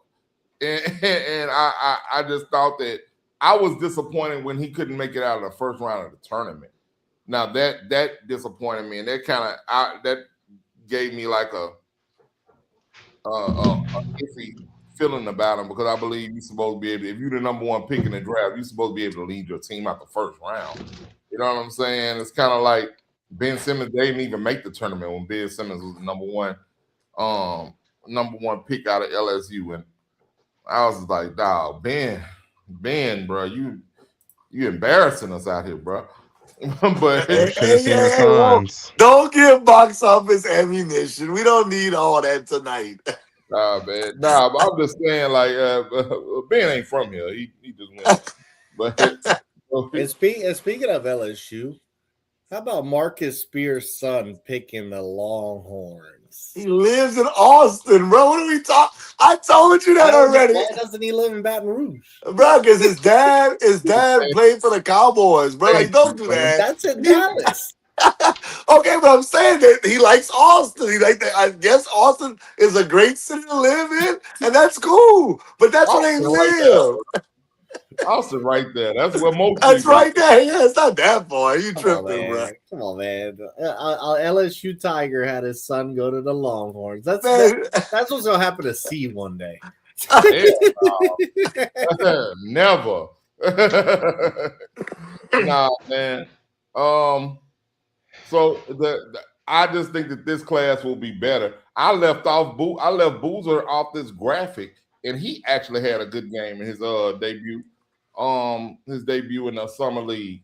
But this is I think that they, just from top to bottom, I think that they're at the end of this season coming up, we'll be talking about this rookie class as being better than the previous rookie class. Do you think, okay, so let me ask you this. Do you think, okay, like, who do you think is going to be like a superstar from this class? Everybody. Or like, maybe I shouldn't say superstar, because superstar, there's not many superstars. But who you think could be like a legit borderline superstar? I was going there with the question after we do this one. It's not a superstar that I'm asking. I'm saying who's going to be like all-star caliber player? Nah, the best player on the damn right now. Franchise player. How many? That's my point. I think in this draft we have more franchise players than in that one last year. I think we're looking at Caleb Wilson as being a franchise player, DeBanta eventually becoming a franchise player, Peterson a franchise player, Acuff, I believe he's going to be a franchise player, and it's probably because of the franchises they actually went to. You know what I'm saying? Dylan Harper, I can't see him ever being a franchise player as long as he's over there with Wemby. You know what I'm saying? Well, yeah, I mean, he's not gonna be over Wemby. He'll never be over Wemby. Nobody plays with Wemby's gonna be the guy over Wemby. Right. Maybe until hell he old. Right. But I think that we have multiple franchise players in this draft. But let's go ahead and go to their summer leagues. Who's looked the best to y'all in the summer league thus far? And on here, I got 4 guys, and these are like the 4 great performances from the summer league thus far. Who y'all got? So I'll go first. I have not watched the second of the summer league, but I've watched highlights. I don't have time to watch scrimmages, and the World Cup's taken away from it as well. But off the scrimmages, to me, DeBonce's living up to the hype. I mean, he's just doing exactly what I expected him to be. I thought he was the best player in the draft. I know, X is big on Peterson, but I was more of a DeBonce guy. I think Caleb Wilson has been great. I mean, he's been doing it all. He's been great on the defensive side. That stuck out to me. He just needs to stay healthy. So we can only go off of so much with scrimmages, but I'm going to say DeBonce because he's the number one pick. Yeah, I'm actually gonna agree with them. I haven't like watched much, but I have, tuned in here and there to a couple of it, a couple of, maybe a half or so, and then I'll watch definitely the highlights. But my thing was Peterson went off in the first game that I saw, and then he played the Bonza. So he was already getting the hype. Everybody was talking about old Peterson doing his thing.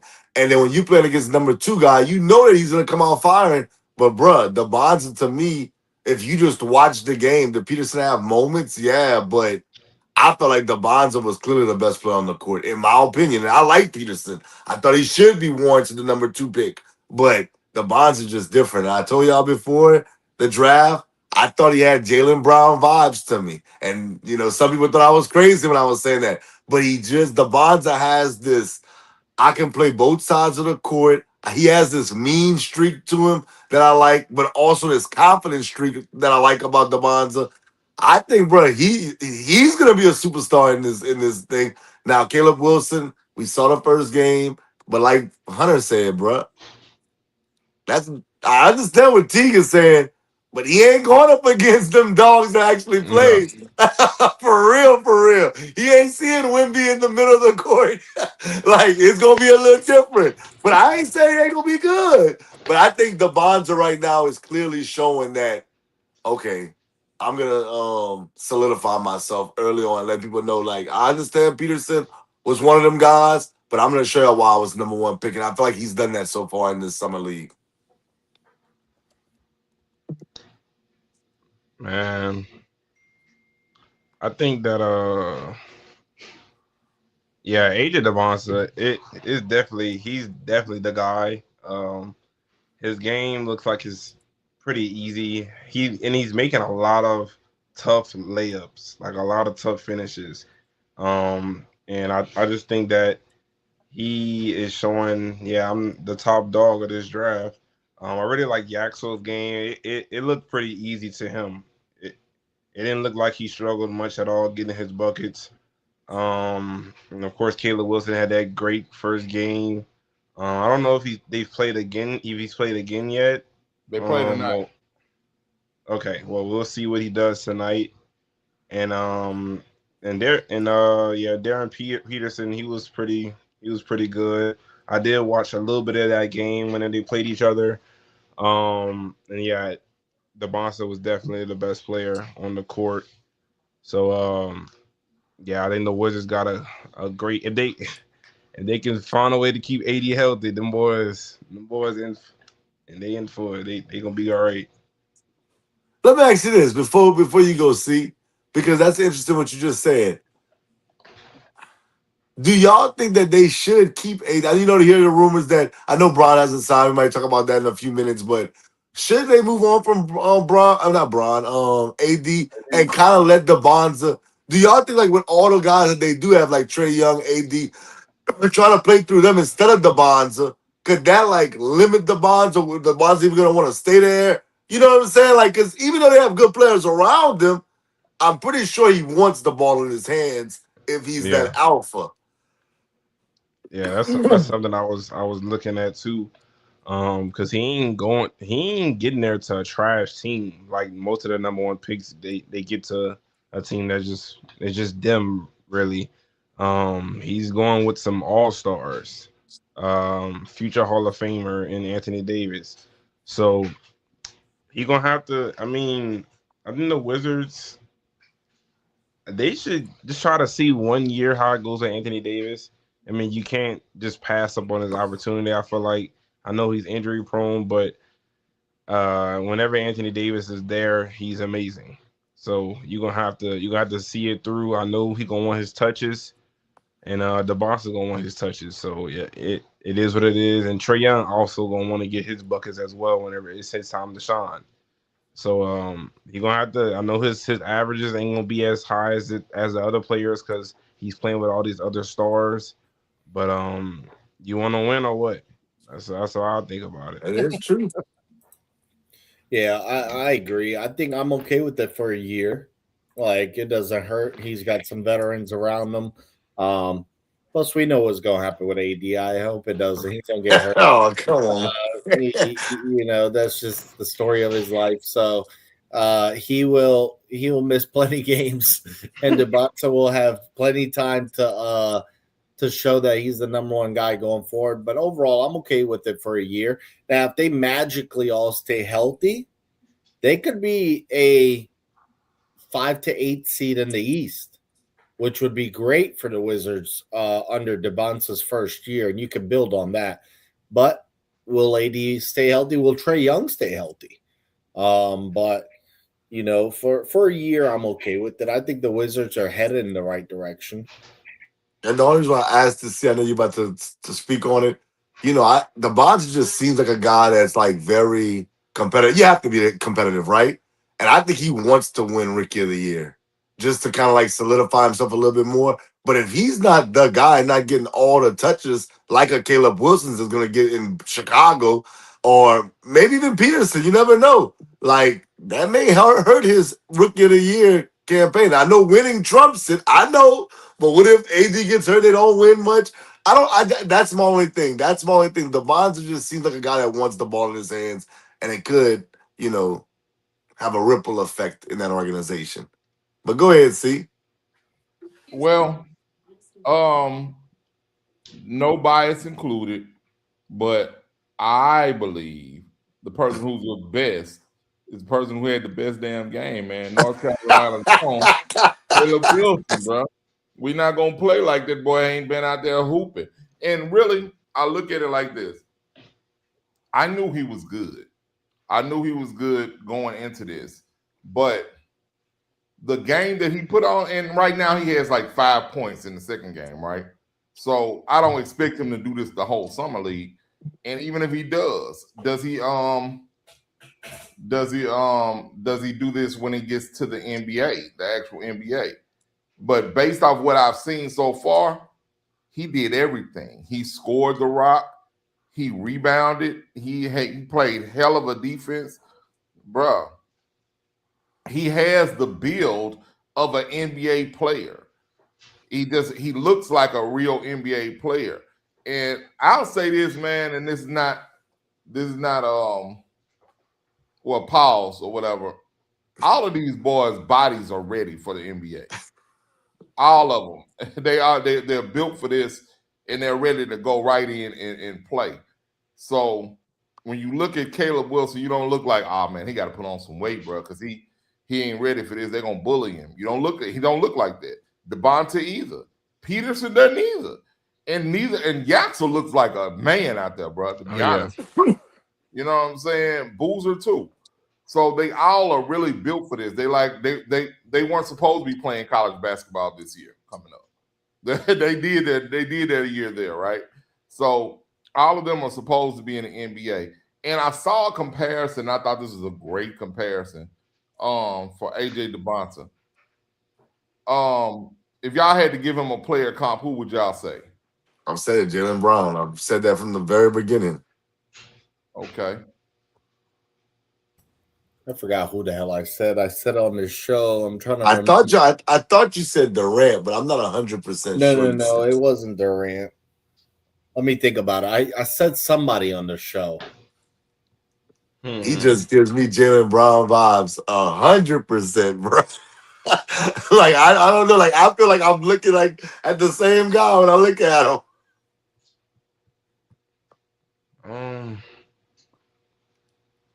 I don't know. It's taller DeMar DeRozan.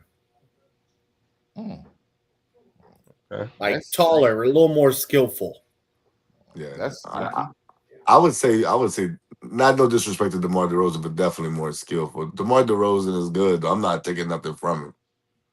DeRozan he's more of an athletic, like Yeah, he's not more athletic than Devonta. I'm just saying that his game is predicated his game. Yeah, pure athleticism, not skill. Honey, you came up with anybody yet? Man, I know your databases ain't as rich as ours. I don't. I'm not Some really people good have at said like. McGrady, but I don't. I saw a little. I thought McGrady was a little more skillful, a little more athletic. I can see that though. I actually like that comparison to McGrady. I think that to me is more something I can see. I just That think was like I just think when I say Jalen Brown, like Jalen Brown to me has like this. I'm not playing with you. Like I'm trying to destroy you. And that's how Devonta plays to me. Like he's not your friend. And I would even say this, like somebody like I didn't see this in this guy, but now I see it in the league. It's like VJ Edgecombe. Like he has that to him. Like I'm not your friend. Like I'm competitive and I want to win. And that's what I think him and Jalen Brown. That's what I think I see mostly about him and Jalen Brown. all right. That's a good comparison. The reason why I said it, so you going with Jalen Brown? Yeah, for sure. Yeah. The main reason why I even brought this up is because I saw that comparison that you're probably looking at right now, box office, is the McGrady. And once I saw that comparison, that's why I compared them to before then. I said, damn, that boy looks just like Tracy McGrady, a young Tracy McGrady. I can see it. I can see that too. Like around when he was with Toronto, right before he went to Orlando. And he was just Tracy McGrady, like he wasn't in Toronto, he was not Tracy McGrady like that. Right. I mean, he was raw, he had potential, he was very athletic. He was long, he could move around, he could shoot, but he couldn't shoot like Tracy McGrady could shoot, like the Tracy McGrady we learned to love. But I can see Devonta as that Tracy McGrady and possibly developing into the Tracy McGrady that we did learn to love, bro. Because I mean, his build, the way he played, just looking at those highlights from that first game, I was like, oh my God, this boy, he's the best player on this court easily. And I could see him doing that in NBA games. You know what I mean? And I think the Wizards may be the best place for him. Because and to answer your question, I do think they should keep AD. Okay. I don't think they should trade him. I think that you keep AD and you let Devonta develop. And you got Trey there, you got AD there. Let them. They're gonna win some games. They're gonna win some games as long as AD stays healthy, which he's not going to stay healthy. We know that. So he still has Trey there with him, at least. You know what I mean? And then who they just got somebody else too. DeAndre Ayton. Never mind. We can go ahead and close the case on them boys. Nobody else. My bad. I'm just saying. I was just saying something, bro. They out there just trading to be trading. Come on, man. I'll be disrespecting to Ayton, bro. No, man. I actually think Ayton might be all right there. Because he doesn't have the expectation there. He doesn't have any expectation there. He doesn't have a Luka and LeBron saying, "Damn, man, help! You were supposed to be helping us." Like, and catch some lobs from Trey Young. I'm just gonna catch the lob. I can see what you're saying. Yeah, so it's he could probably play a lot more. Like, hell nah, y'all tripping. Nah, if man. he couldn't catch the lobs from Brian and Luka, he can't catch them from Trey Young. He caught him from Chris Paul. That was 10 years ago. I'm just saying, though. I think he's in a really good position. But as far as being rookie of the year, I don't think he's gonna win Booker of the Year because of that, though. Because he's not gonna have the ball in his hand, like you said, as much as a person like a Caleb Wilson is, because he's the team. He's going into Chicago and he's going in to be the man. And I like Caleb Wilson attitude as well, man. He said he's going. I read something. He said he was going in there to make people forget about Jordan. Boy, is you crazy? How is that gonna happen? You know what I'm saying? Hang up that number 8, man. Yeah, man. Look at you. I think all 4 of these guys are gonna do well. Yaxel, I don't think he's a franchise player, but I think he's a damn good asset on your team. I think he's gonna contribute automatically this year for Golden State. And Darren Peterson, I believe he'll be the best player on Utah this year as long as he plays. Wow. I really do. I know that's really not saying a lot. I know what y'all thinking, but that ain't saying too much, bro. Utah suck. But they got Jackson. They got Jaren Jackson and yeah, I'm like they got Ace Bailey. Like I don't know. He like, gonna have to get some buckets. I don't know. But he's a bucket. He's a bucket. Keontae George? Stop. He's a bucket, bro. Darren Peterson. I don't know. He is. But God. And like I said, AJ DeBonta looked better than him in that game, but you could see that the game just looks really easy for Darren Peterson. He was getting to his spots and he was scoring, and that's what I think he'll be in the league. I'm interested to see who's your player comp for him, because I got like a tweener between the guys that I'm thinking about. I want to save mine for after y'all go. Yeah. Darren Peterson. I got one. Okay. He reminds me of Bradley Beal. Okay, I actually like that comparison. That's not the guy I'm thinking of, but I'm not mad at that. I could see that. Darren Peterson. Damn, I got. And now that you just said Bradley Beal, I'm That's what you can always see in your mind now. That's all I like is stuck. Dang boy. And I'll just go ahead and say about why you thinking about it, because I like Peterson because he reminds me of these type of guys that are very skilled, and I've never said it on here, but he gives me like Lou Williams vibes. He gives me like J.R. Smith without like the craziness type. Like, and I no disrespect to J.R. J.R. is smart. He graduated. Kudos to him. He's doing his thing. But he's a guy that's just a bucket. When they come on the court, they can drop a bucket. I feel like he's like Lou Williams, J.R. Smith, Jamal Crawford. He's like that to me. Like he just gets on the court and he goes get a bucket. That I don't see like I guess I disagree with you. See, I don't see a guy that's gonna be like the guy that you're gonna call a franchise guy. I think more of like a really good 6-man on a championship team. I got one. I got two. On the high end, the very, very high end. Okay. Kobe Bryant, bro. Just a scorer. That's he is a bucket, so I ain't mad at it. I'm not mad at it. And a shoot shots. Like I think we're gonna see. I think we're gonna make see incredible shots. I see what you're going with. I think we're gonna see a lot of young Kobe in him this year.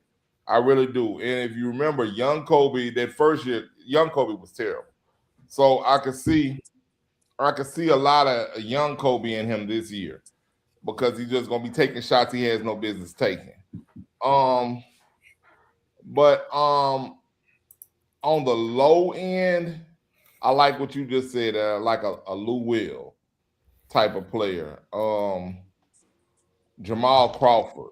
Yeah, like he can go get you a bucket. Like he come off the bench, or he'll be like a guy that's starting a lot of it. You'll be like, yeah, he cool. He can get a bucket, but I don't look at him as like a Kobe that's like put together. Or no. like I don't see him as that. He'll be 24 Kobe. Yeah, I don't see that. I don't. But I'm saying I don't see like Vince Carter in his prime. I don't see Tracy McGrady in his prime. Like I don't see that. I see a guy that just can get a bucket. Now, well, can he turn into AI? I don't see that neither. Bro, AI is different. AI is I don't know. Like I don't know. nah, he's not an AI. Bro, this is he's bigger than this guy, but this is another low end for me. Nate Robinson. I See, think that's how I view your boy Darius Acuff, bro. Respectfully. nah. I'm not being disrespectful. See, I swear. I think Acuff is cool, but he's another guy. I don't view as like when you was like he should go. I was like, bruh, he cool, but he shouldn't be that guy. Like I don't see that. Acuff is gonna be an AI is player, bro. If he Uh, meaning he's gonna be so good, people are going to I don't think they're gonna actually get him any help. He's gonna be so good. what Yeah, God? I think that him being in Sacramento, he's gonna be up for rookie of the year because he's gonna be able to shoot the ball as much as he wants, and he can shoot. So he's gonna have a hell of a rookie year stats wise for sure. And then after that, I mean, I just don't think that they're gonna start selling tickets because of him, and they won't have any reason to spend any money to get him any help, and he'll be in Sacramento and poor him. You know what I mean? But yeah, man, that's my 2 cents about them boys, bro. I think that the best player at the end of the day out of this draft is going to be between Devonta and Caleb Wilson, bro. After it's all said and done, when we talking about this draft 10 years from now, we'll be talking about those two players. I agree. I agree. Box office?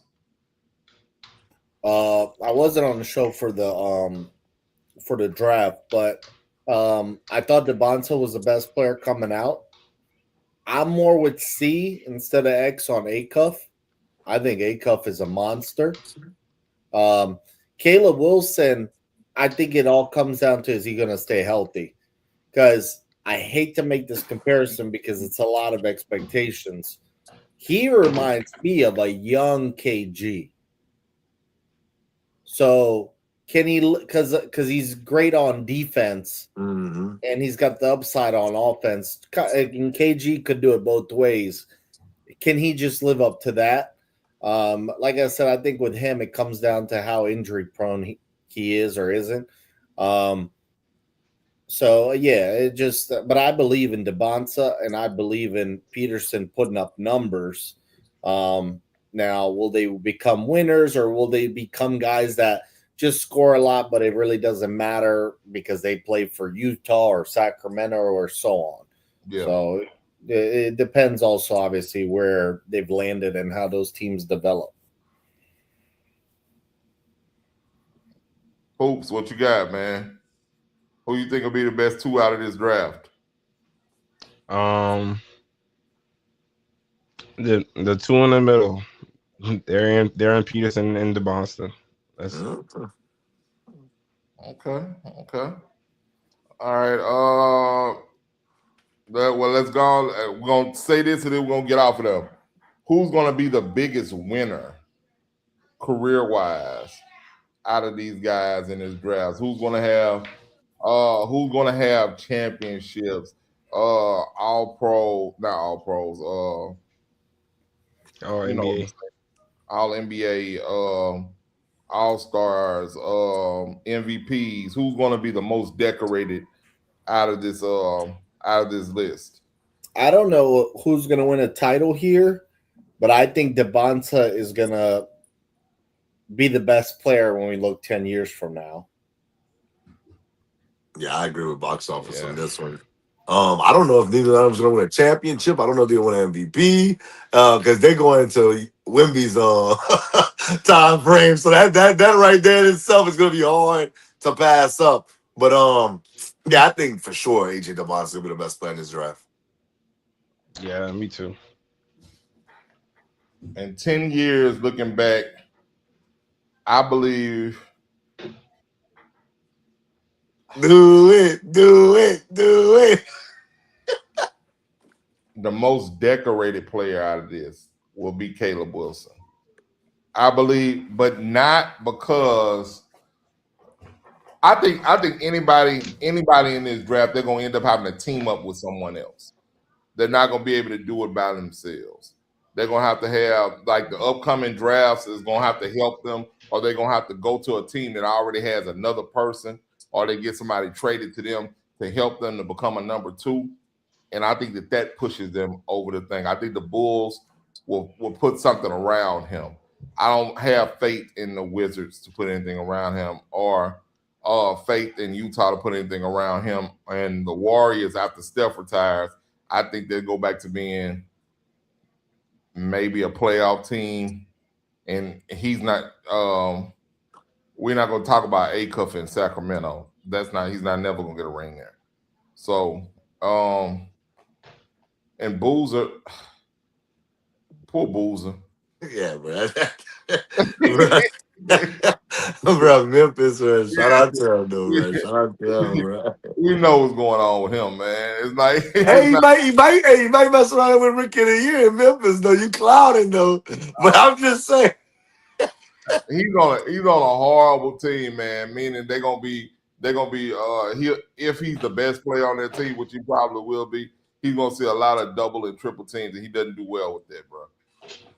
So I can't see him being a Rookie of the Year. One more thing just to add up, that's why I disagree with you. Not to say that you're wrong. I think AJ DeBonds is the only one that could be a number one on a championship team out of all these guys. And I'm not saying he's gonna win a championship because I think he's in the wrong era. Well, I say it doesn't matter what era maybe he would have played in, but he's the only guy I can look at and say I think he can be the number one guy. Now, of course, he's gonna have to have other guys with him. I agree with you. Some other dogs with him, but I look at him, just his makeup, bruh. I just think that he can be the number one guy on the championship team. I don't think the other guys can be the number one guy. Not Acuff, not Wilson, not Peterson. None of these guys can be the number one guy. Yeah, I'm about to get off. But I do agree with X. 100%. I think that DeBonsa, even after if Trae Young is not there for long, or Anthony Davis, he can eventually lead that young team. Because they do have some good players over there. They have some shooters. In today's NBA, you do need shooters. And I think isn't Alex Sarr still over there?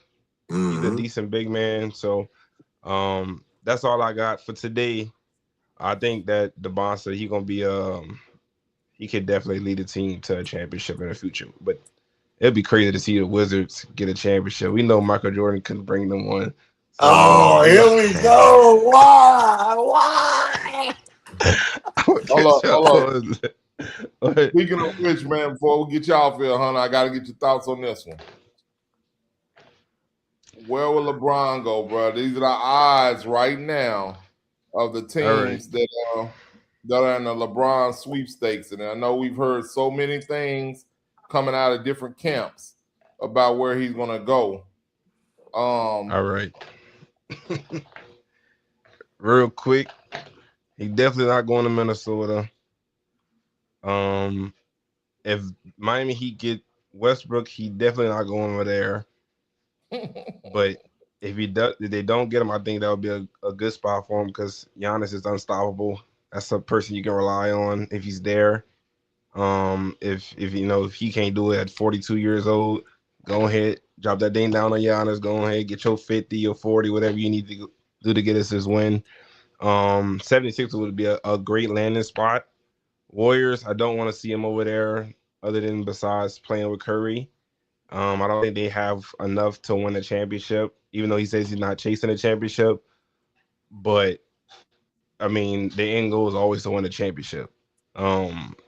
So I don't think he should go to the Warriors. It would just be for fun, just to play with Curry finally outside of the Team USA.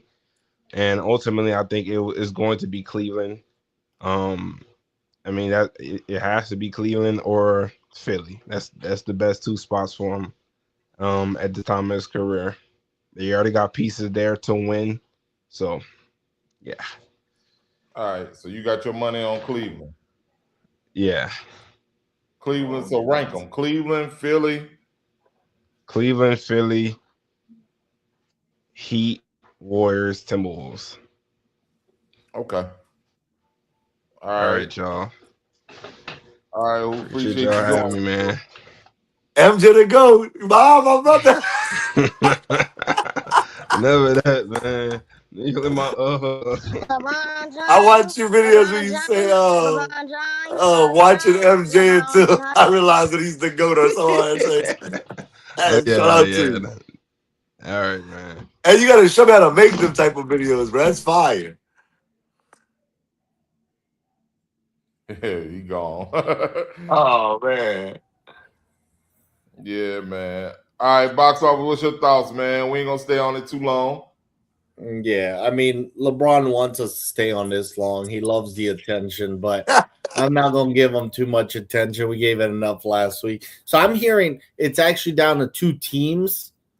And what I'm reading, it's either Cleveland or Golden State.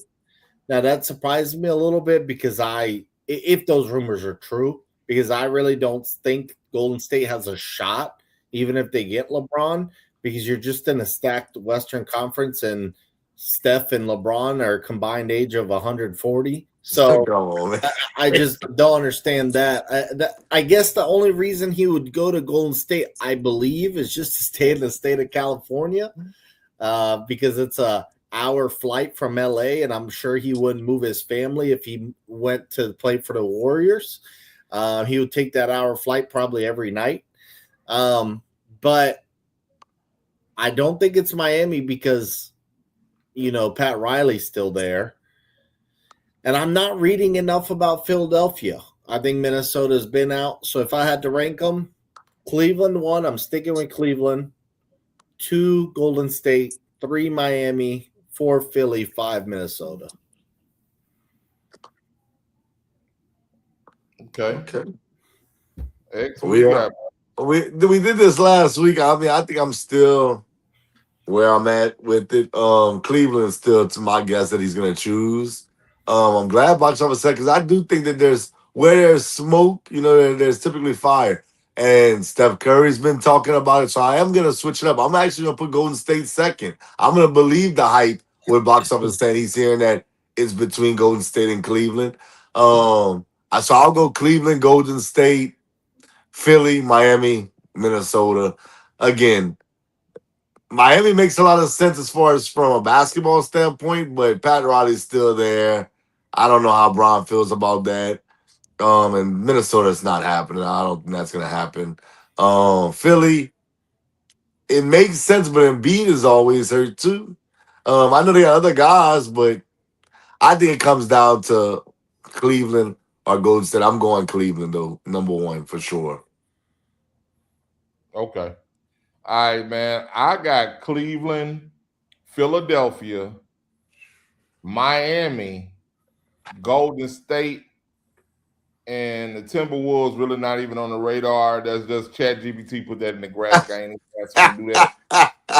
But I think everybody pretty much knows it's gonna be Cleveland, and we're not gonna act like I'm not gonna get on board with the LeBron bash. LeBron loves attention, but he knows that this is giving him attention.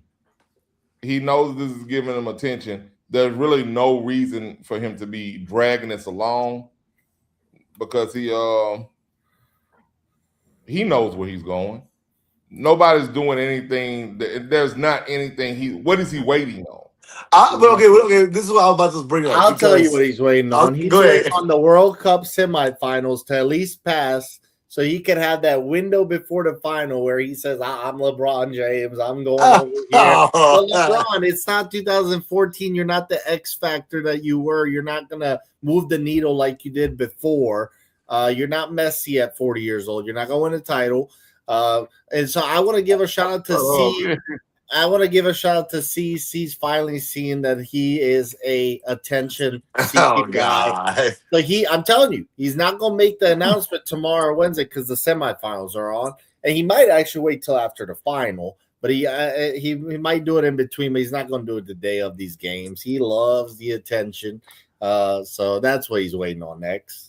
I honestly, I don't agree with that whole no, like 100%. I'll say this. This is what I think. My true heart of hearts. I think he wants to go to Golden State. I think that's what he's wanting to do. I think he wants to play with Steph Curry. And I think that they're trying to put something in place to try to get some guys to go. We've heard the AD rumor.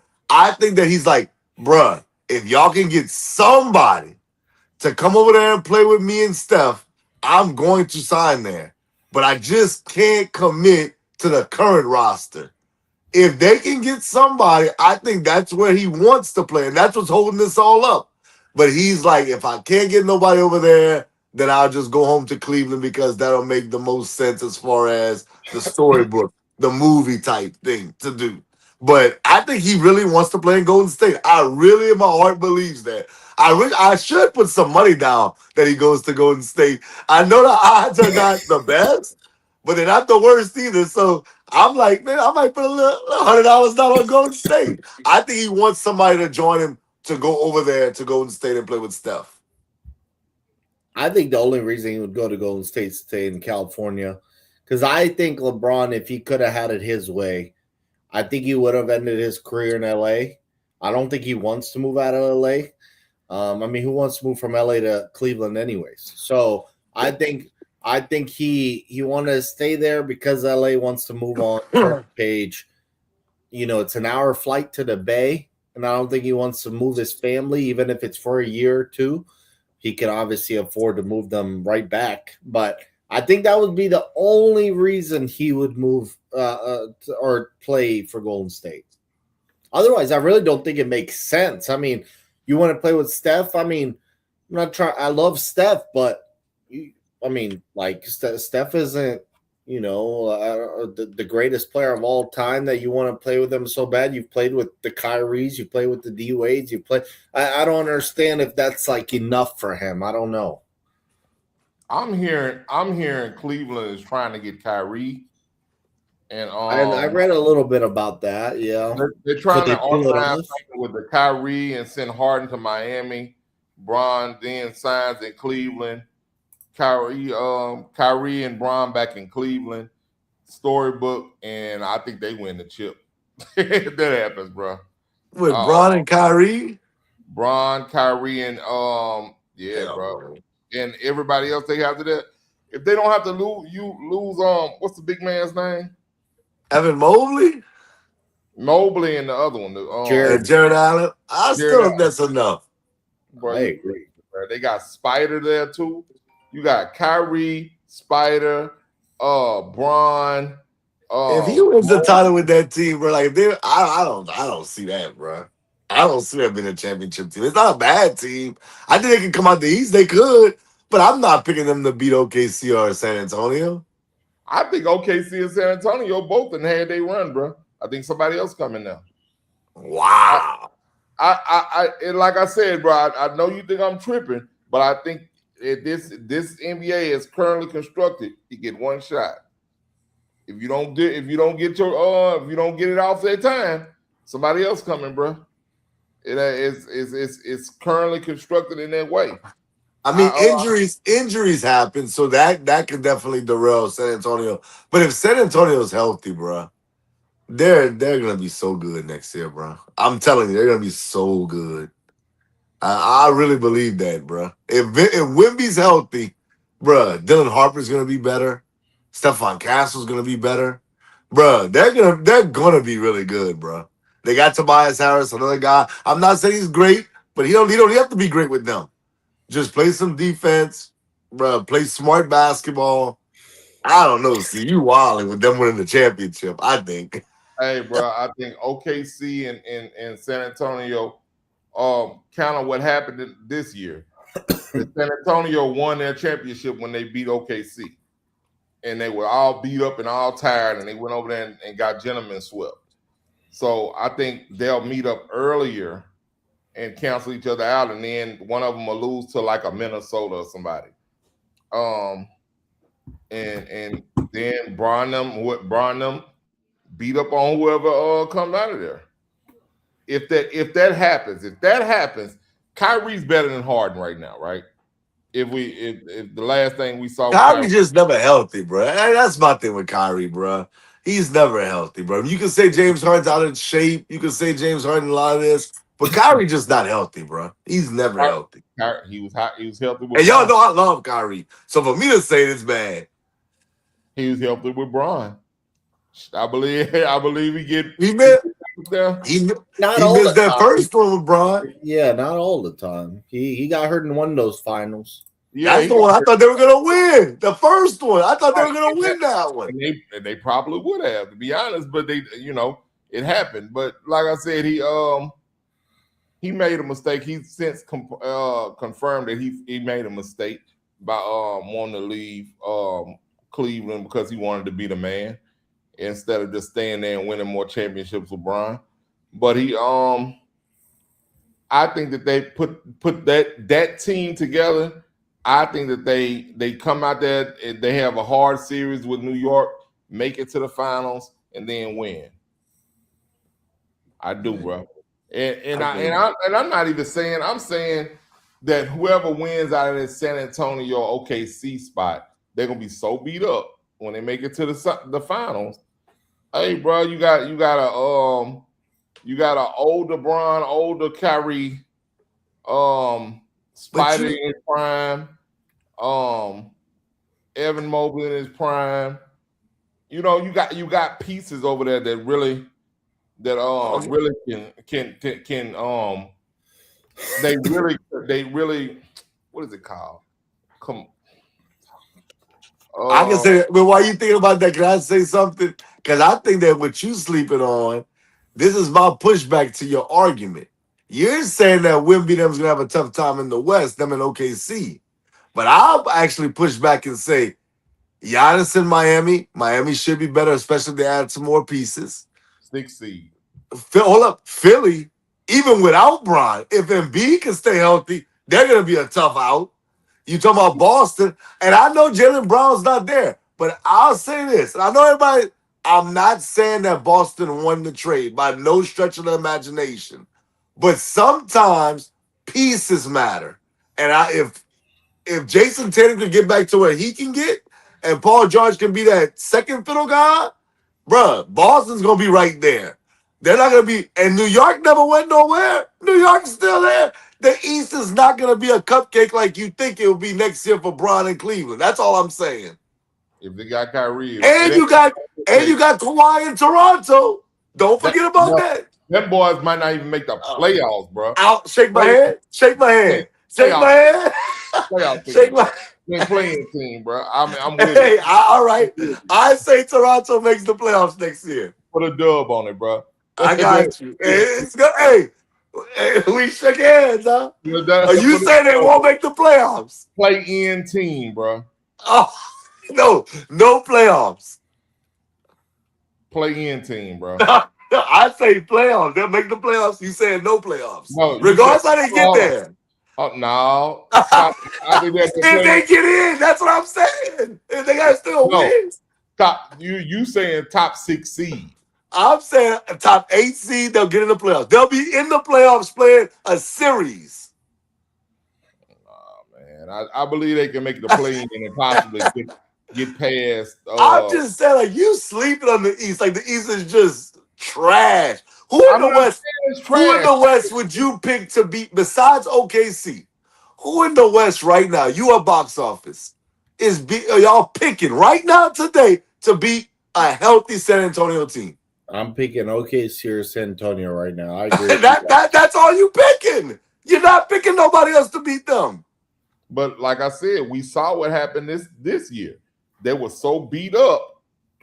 They made it to the finals. They ran into a hot Knicks team who damn near swept them. But dog, I will say this. Look, I picked the Knicks to win, so I'm with you. You did as well. But it's kind of like that Orlando thing. It's kind of like those teams that are just too young. They don't know how to finish games. Because San Antonio was up double digits in every game. They just don't know how to finish. They're gonna be better next year. Now I can sit there and say, to your point, OKC was young. They broke their team up, and we thought OKC was gonna keep going back to the finals with KD, Harden, and Russ. We thought the same thing with Shaq and Penny.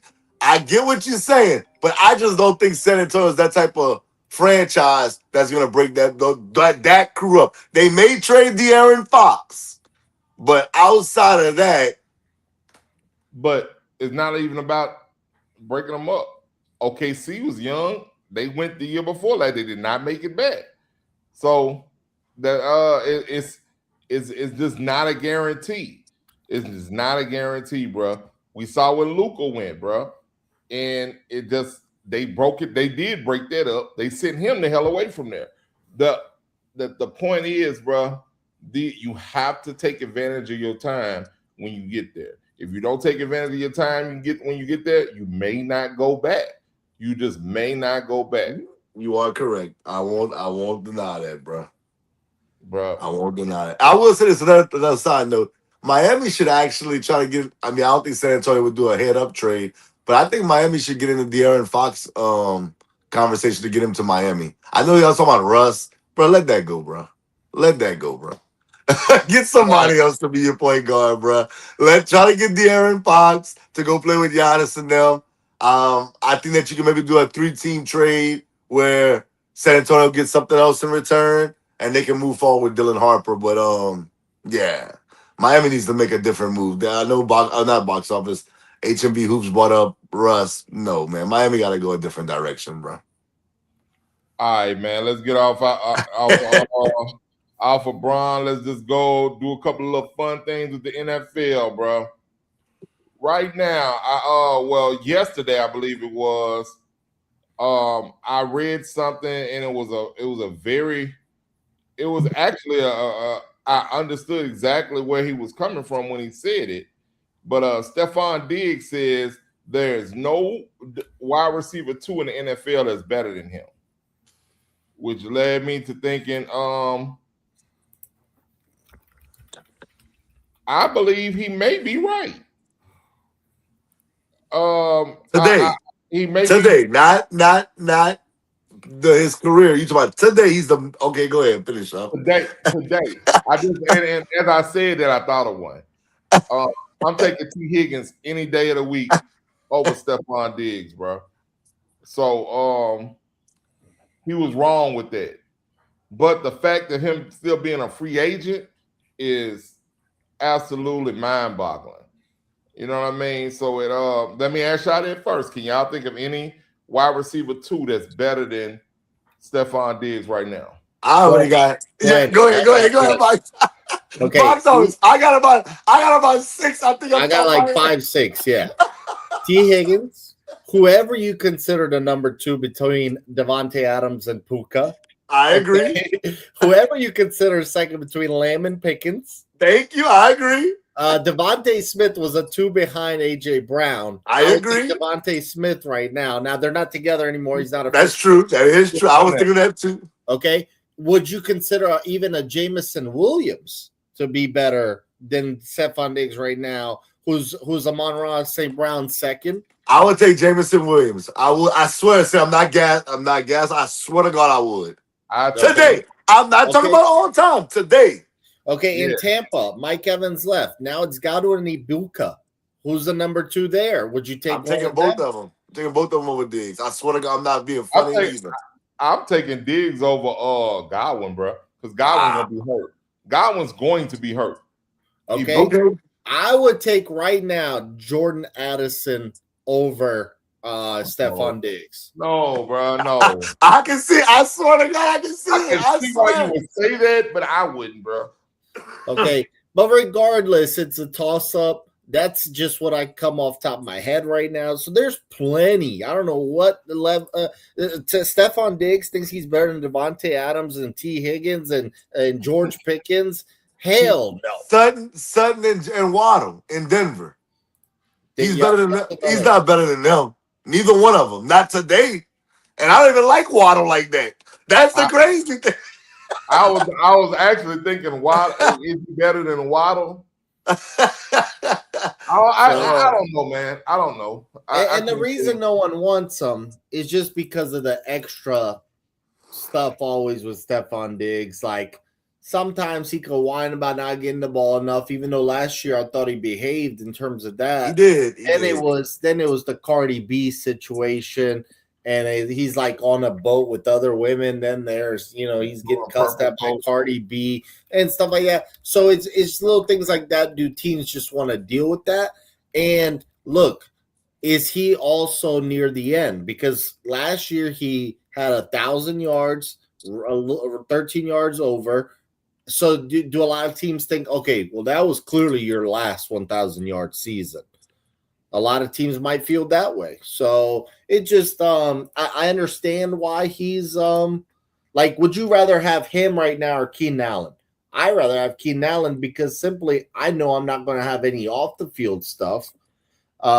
So I'm not even sure he's the best free agent wide receiver out there. I think I would take Keenan Allen over him, and I think Keenan Allen would give me more in like the red zone at least.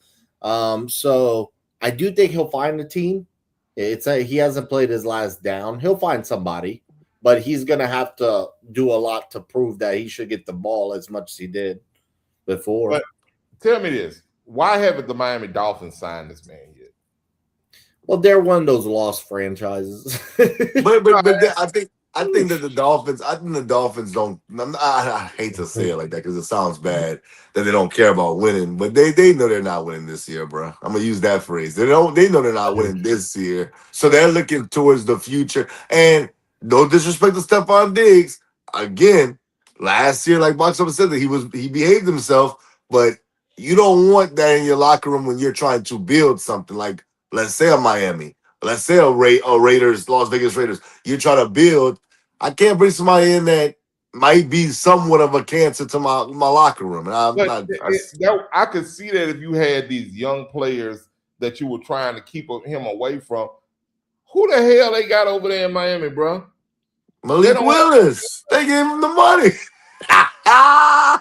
Bro, Malik Willis been in the league 5 years. Devon Achane been in the league 5-6 years too. Hell, come on, bro. None of these guys are impressionable, bro.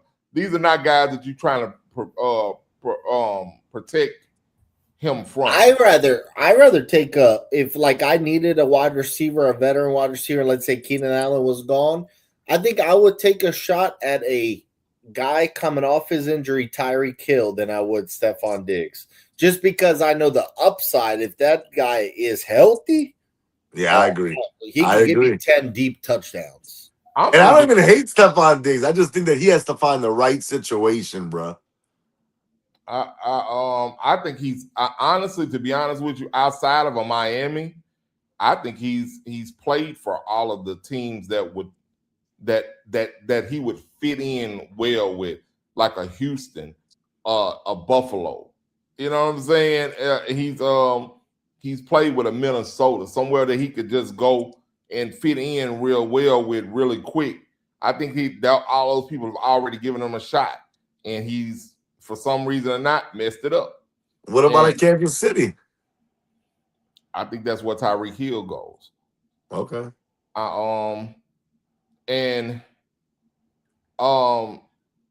Okay, well, like I said, that's one of the things. We did name plenty of teams that he plenty of players that are better than him at the number 2 spot in our opinions, right? All right, so these are the best remaining NFL free agents, according to my research. Stephon Diggs, do we agree that he will find a home this year? Yeah, his career is not over.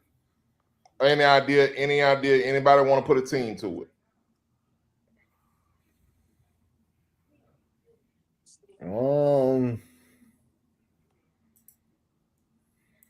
I think it'll be a bad team. Let me see.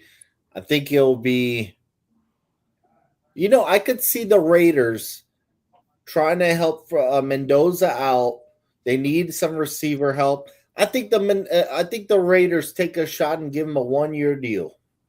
Now that's one of those teams that I think that you might want to be trying to protect protect your Mendoza from him. That's I one of get what those. you're saying, yeah. Well, you But do have Brady. but to You give do him have Brady to credit, talk to him. Yeah, I don't but to know. give him credit though, he behaved well overall for the Patriots and He a young did. He quarterback did. last year. It was actually like towards the end of the year when he was going through breakup stuff and all that. That's when it was like started to get messy. Yeah. I'd say that I'll take a shot and say the Raiders. Ball. The Colts. I don't. Hey, I honestly don't know. Like I don't know who's gonna take a chance on him. And I'll just go a different direction. I'll go Kansas City just because maybe if they didn't get the Tyreek Hill stuff done by now, I don't think they don't want Tyreek Hill at this point. So I'll say the Chiefs. Okay. All right. Debo Samuels. Anybody got is he gonna play this year for a team? And if so, who? I think Cincinnati would be a really good destination for him. Give them somebody else that not he don't have to come in there and be Debo of the old, right? But you have the other two wide receivers on the outside. Well, at least if you see Debo in the slot, you have to respect it. You have to say, okay, well, Debo might get the ball. He may be so I think Cincinnati, if they really want to make that next push, have another guy just to have out there to help things out for T. Higgins and Jamar Chase. And I think you can get Debo for and I go down the line where you got Keenan Allen. I think Keenan Allen would be another great guy, but I think Debo, his versatility would be great in Cincinnati. This just screams Dallas Cowboys. Along with Lamb and Pickens, I'll say the Cowboys. They put them in a slot and to have them do some gadget plays. All right. Debo Samuels.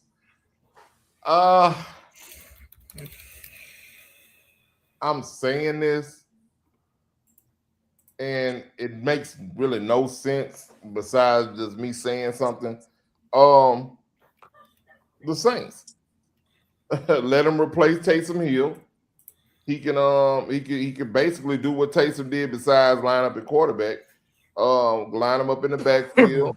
You can line him up in the slot, and I think he brings an addition to it, and I think that we can design some plays around him with the offensive minds that we have in there, and he could put a help to us. But if I'm just being sincere, I don't think he's going there. I would think that he would go somewhere, probably the Chicago Bears, bro. I could see them. I don't know why I could see him in a Bears uniform. Because he's so long and the Bears just have that like that Midwest Yeah, I could see him slang in to them. I could see him there. If not, maybe he returns to San Francisco, bro. Like on a team friendly contract. Maybe Who so. knows? Who knows, man? All right, number 3, Joey Bosa. There's some rumors that he might retire, but because he hasn't retired by now, that tells me he's going to play. And I say he joins his brother. A lot of teams always need pass rush help.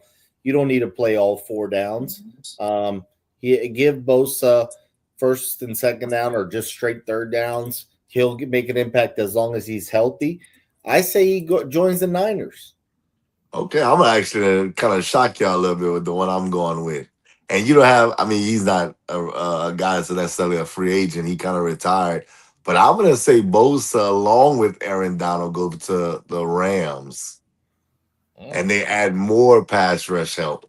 I think Aaron Donald comes out of retirement and joins the Rams again with Myles Garrett, and they add Joey Bosa just like box office said. They don't need him, but like on third downs, just add more pieces to the puzzle. The And Rams are trying to load up. he's played in LA before. Right. Joey Bosa, man, I think he needs to retire. I will Come say on, it. see. Come on, see. He needs to retire, bro. And I got two spots for him: the Arizona Cardinals and the Houston Texans. Ooh, And Houston would be a good fit. yeah, I think that I think that he just like you said, he don't need him nothing but two downs. I would say second and third down. I wouldn't have him in there on first, like you know what I mean. But I'd have him at second and third down. You let him play, and just move him around, bro. I don't think he. I really just don't think he has it. Never been as good as his brother, but he still is a serviceable player. All right, let's move on. Bobby Wagner. Does he play this year, and if so, where? So Bobby Wagner actually had a good last year. I'm Did. shocked Washington did not re-sign him. Um, he's a Hall of Famer. He's been, you could make the argument, best linebacker the last decade. I don't think he's done. I think he's got another year. I haven't heard these rumors. I'm just going to say the Colts. Um, we need linebacker help. We drafted a linebacker from Georgia, CJ Allen. I say they get him Bobby Wagner to learn from for a year. I like I said, I haven't read that anywhere. I'm just kind of thinking what team needs linebacker help and could use a veteran. I'll say my Colts. All right. Bobby Wagner did play well, but I'm gonna say he's at the end of his career. We understand that. I'm gonna say Seattle comes in the last second and signs him, and he ends his career in Seattle. Okay. Um, I actually agree with X. I think that he signs a 1 year contract with Seattle. Actually, they tried this a couple years ago when he just played so damn well that he and they didn't want to give him any more money. He was like, "Well, I'll just go play in Washington." I think that Bobby Wagner either goes to Seattle or he goes to the Rams, which would be blasphemous as far as for Seattle. And if they don't want to sign him, I could see him doing it because that's what I would do. Screw him. Screw them. I'll go to the Rams and team up with all them boys over there and win another championship over there with them. And I'm just gonna put this out in the atmosphere. I would love for him to come to New Orleans. We got a little money. And that would make the Demario Davis departure sting a little bit less to me if we brought in Bobby Wagner, who's probably my favorite linebacker in the NFL over the last couple of years, always on my fantasy team. But X, you need to change your picture, man. That's me. When you But go, I don't know why it does that. I don't know why it does. Well, I don't know why I'm jumping my phone. yeah, bro. All right, so Taylor Decker, you think he still got any gas in the tank, and if so, where? So I thought of this. I think the Rams make all the sense in the world because their left tackle Jackson got arrested real recently. I think he'll play regardless, but I think they'll get Decker because why? He used to cover Stafford for years in Detroit. I think this is a depth move on top of it. Like I said, if Jackson is, let's say, suspended maybe for a year or a game or two, you get Decker. I'll say the Rams. I want to go back for a second because I don't necessarily disagree with box office on what you just said because I like what he said. But another team, and I know I keep giving everybody this team.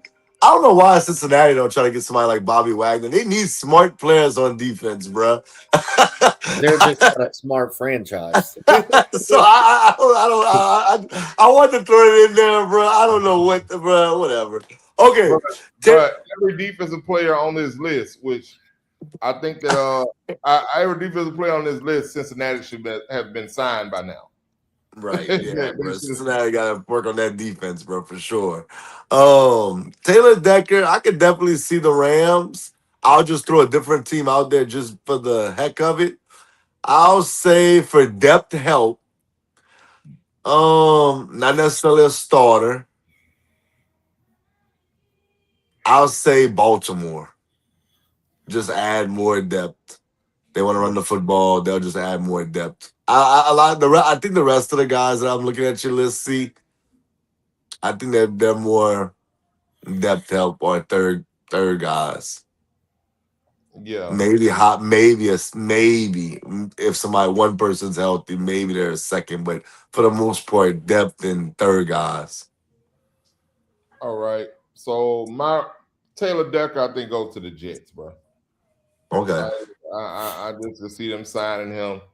He's not. He's not. I don't think he's that bad, and he's not good enough to go to a great team. But I do like the Rams thing. You know, Stafford might put a bug in their ass and say, "Bring my boy over here," but I doubt it. All right, let's keep it going real quick. Keenan Allen, he played this year, and then so where? I'm really not sure. I think that LA should re-sign him. He's got good chemistry with Justin Herbert. You don't need 1,000 yards out of him anymore. However, like I said, he is a route running machine in the red zone. Last year, he caught 81 balls for the Chargers. 81? I mean, that's straight chemistry for a guy his age at that point. I think he goes back to the Chargers, another 1-year deal. That's where I think he should go. I think it might end up going. I like to just throw out another team. I'm gonna say a team like Jacksonville could use him. I think Jacoby Myers got traded there, came on. Brian Thomas is there, but they need a guy that they can look at and say, okay, let's learn something from one of these veteran guys. And I think Keenan Allen can help take them to the next level. So I'm gonna say Keenan Allen to Jacksonville. But I ultimately agree with box office. He should go back to LA. Here's my thing: why the hell haven't they signed him yet? Right. For a little while there, he was their best receiver last year, and and like you said, he caught 81 balls, bro. Go re-sign this man, bro. One team that I've seen him linked to was my team, the Saints. I don't think that that's a bad fit or a good fit. I just think that he'll just be on the team. I don't think he gets the targets that he needs with us having Jordan Tyson and Chris Olave there. Maybe if an injury happens, he can be a factor, but I think he should go back to the Chargers because he fit in well with the wide receiver group that they have, and Herbert loves him. Period. Okay, so let's go. I think he would be good for the Saints, though. See, I do think he'd be good for the Saints and that young receiving core. He might not get his targets. Yeah. But I think just like helping Olave, helping Tyson, I think he'd be a good mentor to those guys. I would like him there, but I just don't see how he touches the field much. And I would hate to have him just sitting on the bench, and then we looking at if we see anybody do bad, we like, man, why didn't I put Keenan Allen in? Now we have people fussing and shit. I don't want to do that. All right, Tyreek Hill. Does he still have juice coming off this injury? And if so, where? I'm not sure about this one either, just because I haven't read any rumors here. I'll say the Chiefs, and the reason I say the Chiefs is because I think the Chiefs can be patient with them. Like they if his injury's that bad, they'll say, "Look, rest up, get ready week 6, get ready week 8. We're good up until then." And they're going to ease them back in, and they can do that. And Andy Reid likes having a lot of options and guys they could throw in and out. Xavier Worthy if he's having a bad season, or Rice if he's suspended or injured or whatever, he could throw in Tyreek Hill. So I'll say the Chiefs, actually. I just said I think the Chiefs would have signed him already. And then I thought of a team, and I was like, no, that doesn't really make a lot of sense. I'll just throw a team out there. The Raiders. I just think that's like a Raider move. Like they'll just go sign him just to kind of have like that Chiefs versus Raider game be a little bit more hyped up.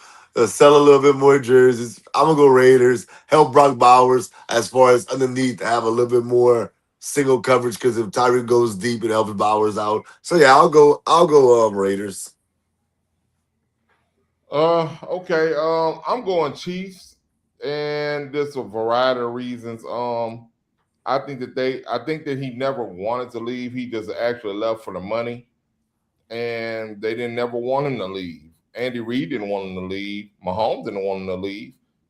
Kelsey didn't want him to leave, but the money talked, and front office didn't want to pay him, so they let him go. Now, what box office said makes a lot of sense. They can sit there and they can wait on him because what I've heard that he may miss the whole season.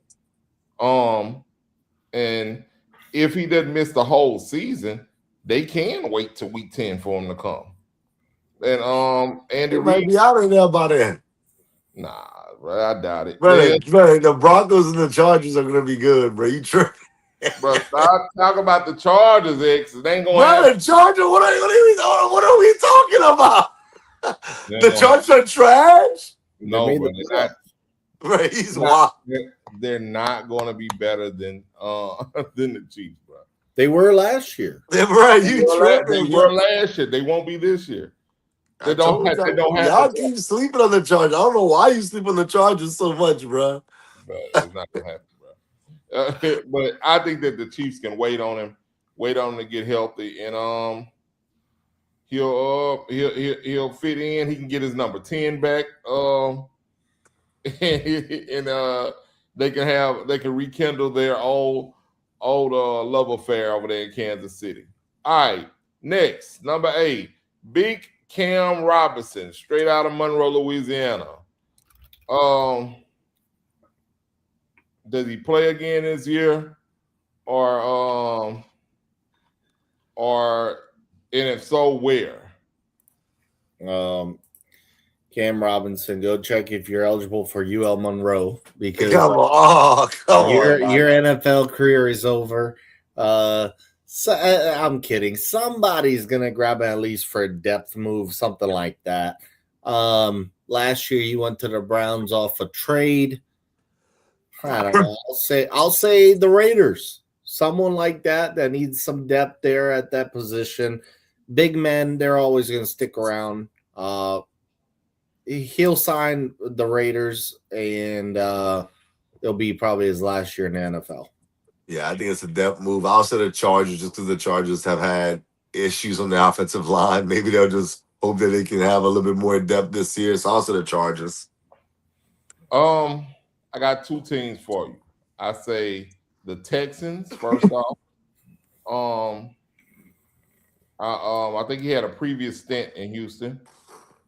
So I think he goes back to either the Texans or he ends up going back to Jacksonville. Jacksonville will be more of a depth move, but I think he can actually start in Houston. But he definitely is going to play again this year. I love to see him over here on the bench in New Orleans, bro. Come on home, bro. Because when he plays, he can play. Yeah. He's a good run blocker as well as pass blocker. But it's just for some reason he can't stick anywhere since his first couple of years in Jacksonville. And big body. Big body. He's still early 30s. He's got to be early 30s now. So he's still young enough or whatever. He's not all broken down, but he just can't stick anywhere. I don't know why. Number 9, Kevin Zilter. I can't even lie like I know this dude. He's a guard for the Titans. Y'all know who this is? Yeah. I do know who it is, but the team that was the worst with guard play last year was the Ravens. And they addressed it in the first round this year. So I think what the Ravens are going to do is going to call him back because he used to play for the Ravens. Mm-hmm. And they're going to keep him there for depth. I think Kevin Zilter ends up with the Ravens again. I'm gonna say all these guys are just depth help at this point. I'll say Chicago, the Bears. I'm thinking about teams that's gonna, maybe have a chance to go into the playoffs, make a deep run. They're gonna need more depth. That's why I said the Chargers for Cam Robinson. See that was for you, but I'm gonna go to Chicago Bears here. I don't know this dude. He can't be too good. So I'm just gonna go with somebody who needs help on the offensive line, and that's I would say the Raiders, but like you said, they did address that. The Texans, bro. The Texans again, bro. They still need help on that offensive line, bro. I would Everybody going to Texas, boy. yeah, man, shit. They need to get somebody. That's what I'm saying. Somebody. So Zilton to the Texans, in my opinion, if he plays. If he plays. All right, the last person, Nick Chubb. Does he still have any juice left in the tank? And who takes a chance on him? Man, I'm trying to think what other team needs a backup running back. I think at this point he's your second option because he's been injury prone, unfortunately. I'm gonna say I'm looking at all the teams.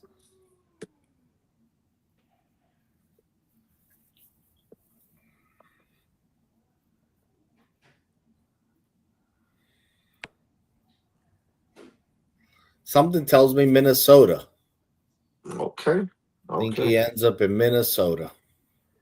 All right, bro. I hate to do this because I like Nick Chubb. His career over, my boy.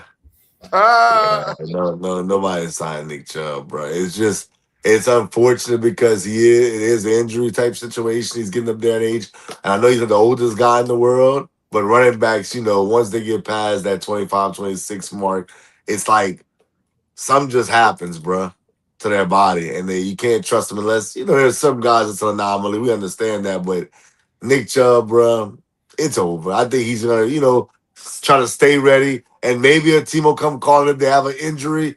But as far as him starting the year, yeah, nobody's signing him right now. It'll have to take an injury to happen for him to be signed. So I'll say nobody signs him before the year starts. So we finally get to our first one, or we think don't nobody sign him. I agree with you. Nick Chubb, my boy, I believe is over with for you, bro. I don't even think anybody brings you into camp.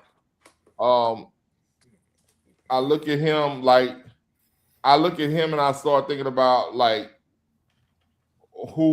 what other running backs have were elite running backs and people just didn't give them another chance. And the name that comes to my head immediately is Leonard Fournette. Yep. I definitely think Leonard Fournette had some more in the tank. And he's a podcaster now. So hopefully Nick Chubb has some good stories he can tell on a podcast. And he got a partner he can find to go in with him, and he can get him a good podcast, probably like in Cleveland or somewhere. Man, him and Sonny Michelle could do one in Georgia. That'd be fire. Yeah, man. Find you one of them boys. Find Sonny Michelle, man. Y'all boys get him, Ty Gurley, all of them. The boy can all go do it That's together. what he need to hook up with. He need to hook up with Gurley. And they get them a podcast going, man, because it's over for him, bro. Because like I said, Leonard Fournette, I showed my son highlights of Leonard Fournette from LSU probably last week, and I said, this is who you need to pattern your game after. Because the way he ran, him at LSU he was a freak of nature. And he got to the league. He said what he did in the NFL. I said he was good in the NFL. He got a Super Bowl. But it just, when they were done with him, they were done with him. And I think the NFL is done with him. And, you can look at all of these players that when the NFL is done with them, they done with them. Dalvin Cook. Dalvin Cook was excellent. Done with him. Nobody giving him another chance. They did give this guy another chance, but they done with him for real. Ezekiel Elliott. Zeke, I think he he had an it factor that got him another chance. But and then Dallas brought him back for nostalgia, and it just didn't work out. But running backs in the NFL, when they're done with you, they just done with you, bro, and they done with him. They done with him, especially when he couldn't even secure the number one role in Houston last year with Mixon out, bro. And I think that sealed his fate because He's now another one he done too. Mixon too. Oh I still think that he has a chance if he's healthy. I think Cincinnati might bring him back. I could see that happening, but yeah, man, Chubb, I think is over for you, bro. But those are the top 10 best remaining NFL. I got one more for y'all. Who you got? Von Miller. Oh shit. I'll go first. I think he goes home to where he's from. He goes to Dallas. He goes to the Cowboys. He's from the Dallas area. He went to A&M. They need pass rushers. I think the Cowboys give him a 1-year deal. What was Von Miller's stats? I don't have my computer by me, y'all. What was his stats last year? I'll go first. Y'all don't mind me asking that question offhand. Bad. No, he was not bad at all. That fool had 9 sacks last year. Really? Oh yeah.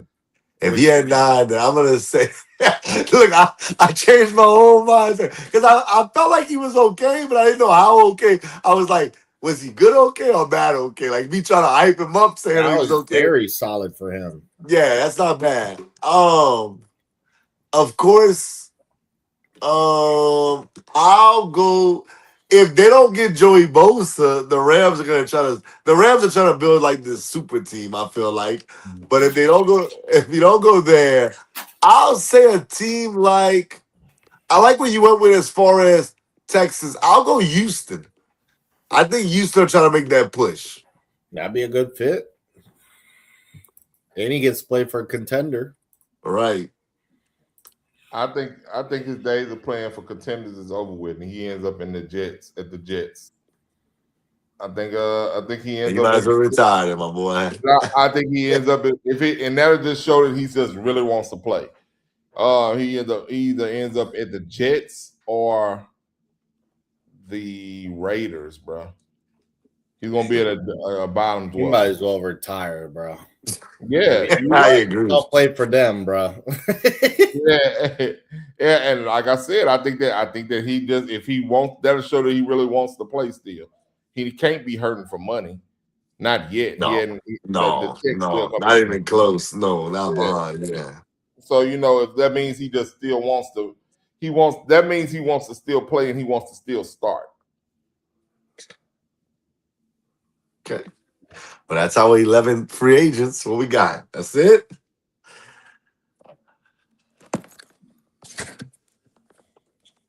I see.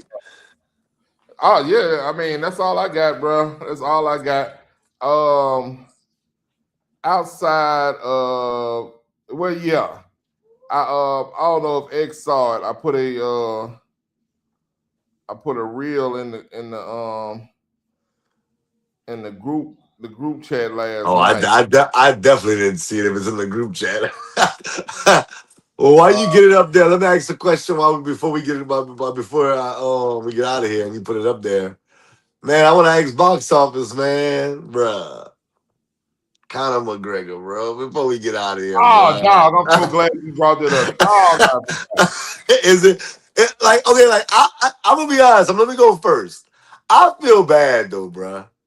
And I'm gonna tell you why. I get everybody's upset about everything, but my dude, like, freak stuff happens sometimes in these type of sports, or in sports in general. He said it's not over with. He says he's gonna try to make a return, but like, dang, that was unfortunate, bro. Like, that was like, you hyped it up. Other people were hyping it up. People were hype about this. And for it to go down the way it did, but I actually was watching soccer. If you know, it went into extra time. And I put it on there afterwards, and I'm like, it's over already? Like what? So I'm going to my phone and I'm like, bro, what happened? I knew he had lost because I had him on my parlay to lose. So it showed green. So I went check it out and I'm like, dang. And my stepdad called me. He was like, X, you saw it? He was like, bro, it was over before it even started. I was like, dang. So I watched it. Bro, like, what's your thoughts on it, bro? Bruh. So I told y'all last week on the show, England, Norway, Argentina, Switzerland, then UFC. That was my Saturday, and that's how Right. it went. And that's how it went. Everything was going according to plan. Argentina, Switzerland goes into extra time, but I'm at a bar, so I got both up. Right. I'm watching both simultaneously, and bruh, talk about just air leaving the building. First off, McGregor hasn't fought in 5 years because he had an freak injury before against Dustin Poirier. So Right. he's been on and off 5 years, deciding whether he's going to come back. Then there were some other injuries that piled on. Finally, he gets Max Holloway for a second time. And what I really hate about it is, bro, it's 5 seconds into the fight and you're jumping, kicking. Like, he's done that before. If you watch his, Right. he comes out very aggressive. But my thing is, bro, you haven't fought in 5 years. Now, obviously, you're practicing fighting. You're sparring all the time. But still, bro, it's a different feeling when it's a real legit fight and someone's trying to hurt you. Why are you coming out jumping around like an animal? Like, I just thought. But that was his game plan, though. What you want to go against his game plan? I'm just asking. I guess I just thought it was a dumb game plan. I mean, well, yeah, hindsight's always 2020. But if they were like, let's try to put pressure on Max Holloway right away, let's go ahead and jump at him, and let's just see where it goes from there. No, he didn't anticipate him hurting his knee. Like, that was crazy. but that's what you risk. I just don't like the jumping roundhouse kick, bro. I just didn't like that. I thought he should have eased into it a little bit. And, bro, freak injury. And that was that. I mean, as soon as you saw him come back up, first I thought he slipped. Right. And then you see him come up and you see the leg give out. I'm like, oh, bro. It's over. So the fight basically never happened. It was trash. And what made even worse is the co-main event was only a minute because Patty Pimblett went in there and just choked out Benoit. I mean, he choked him out in a minute. So it's like the co-main event and the main event were like a minute total. And obviously everyone's waiting for McGregor, and it sucks.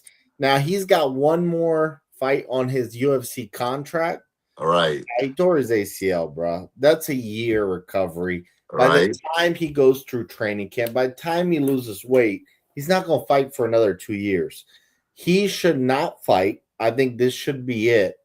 But I think the animal he can be sometimes, he's going to fight one more time, unfortunately.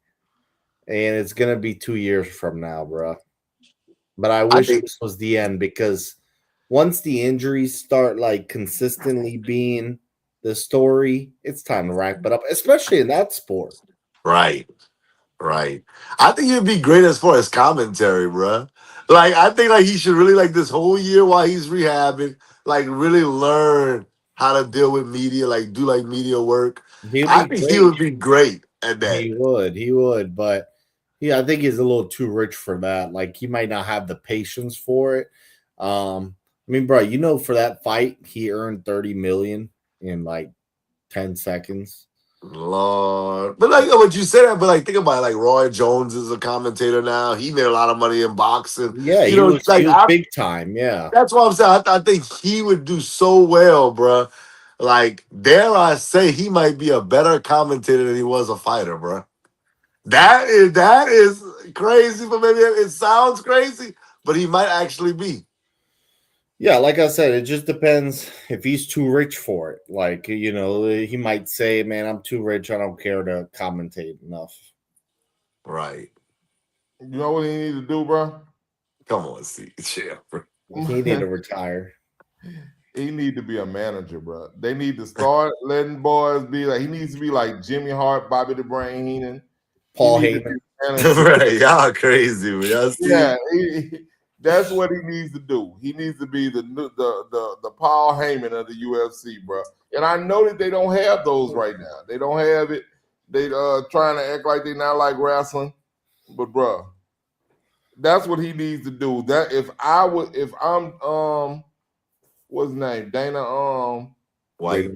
Dana White, yeah, I was about to call it boy Dana Carvey. If I'm Dana White, I'm telling him, we're gonna find a fighter who actually he's a good fighter, but he's terrible on his microphone and he can't sell a fight, and you're gonna sell a fight for him.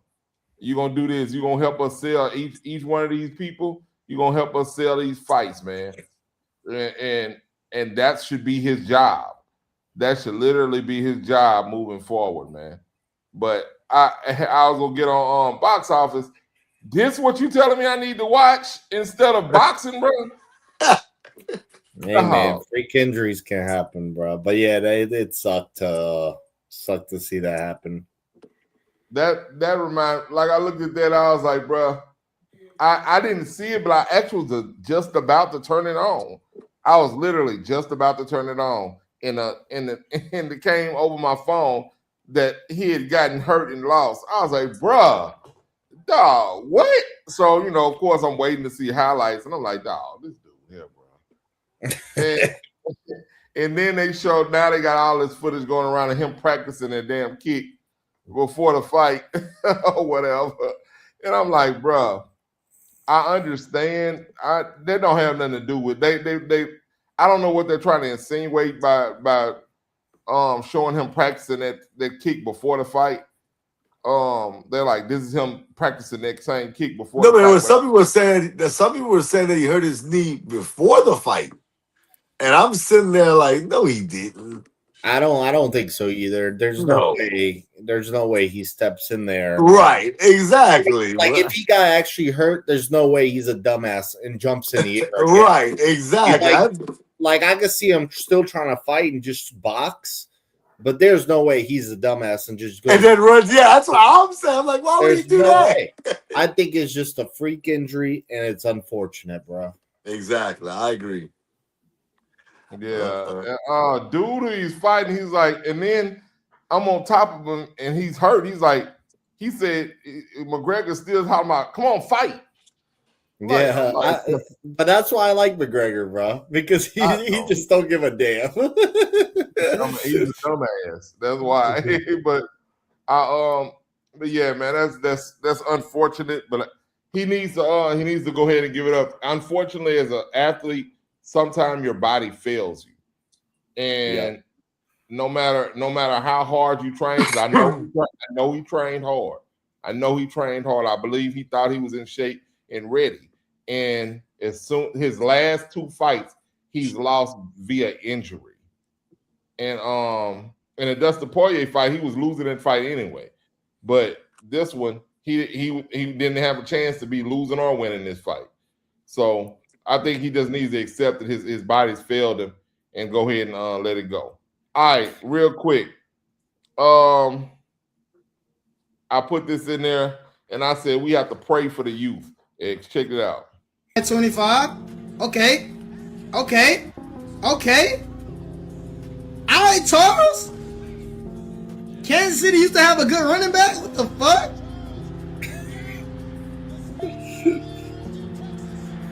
What the fuck? I ain't gonna lie, gang. I ain't think Kansas City had a good team until they got Patrick Mahomes' old trash ass. But damn, they had a good running back. Some Charles nigga, bro. Oh hell nah! Why they keep doing this shit on my Broncos, gang?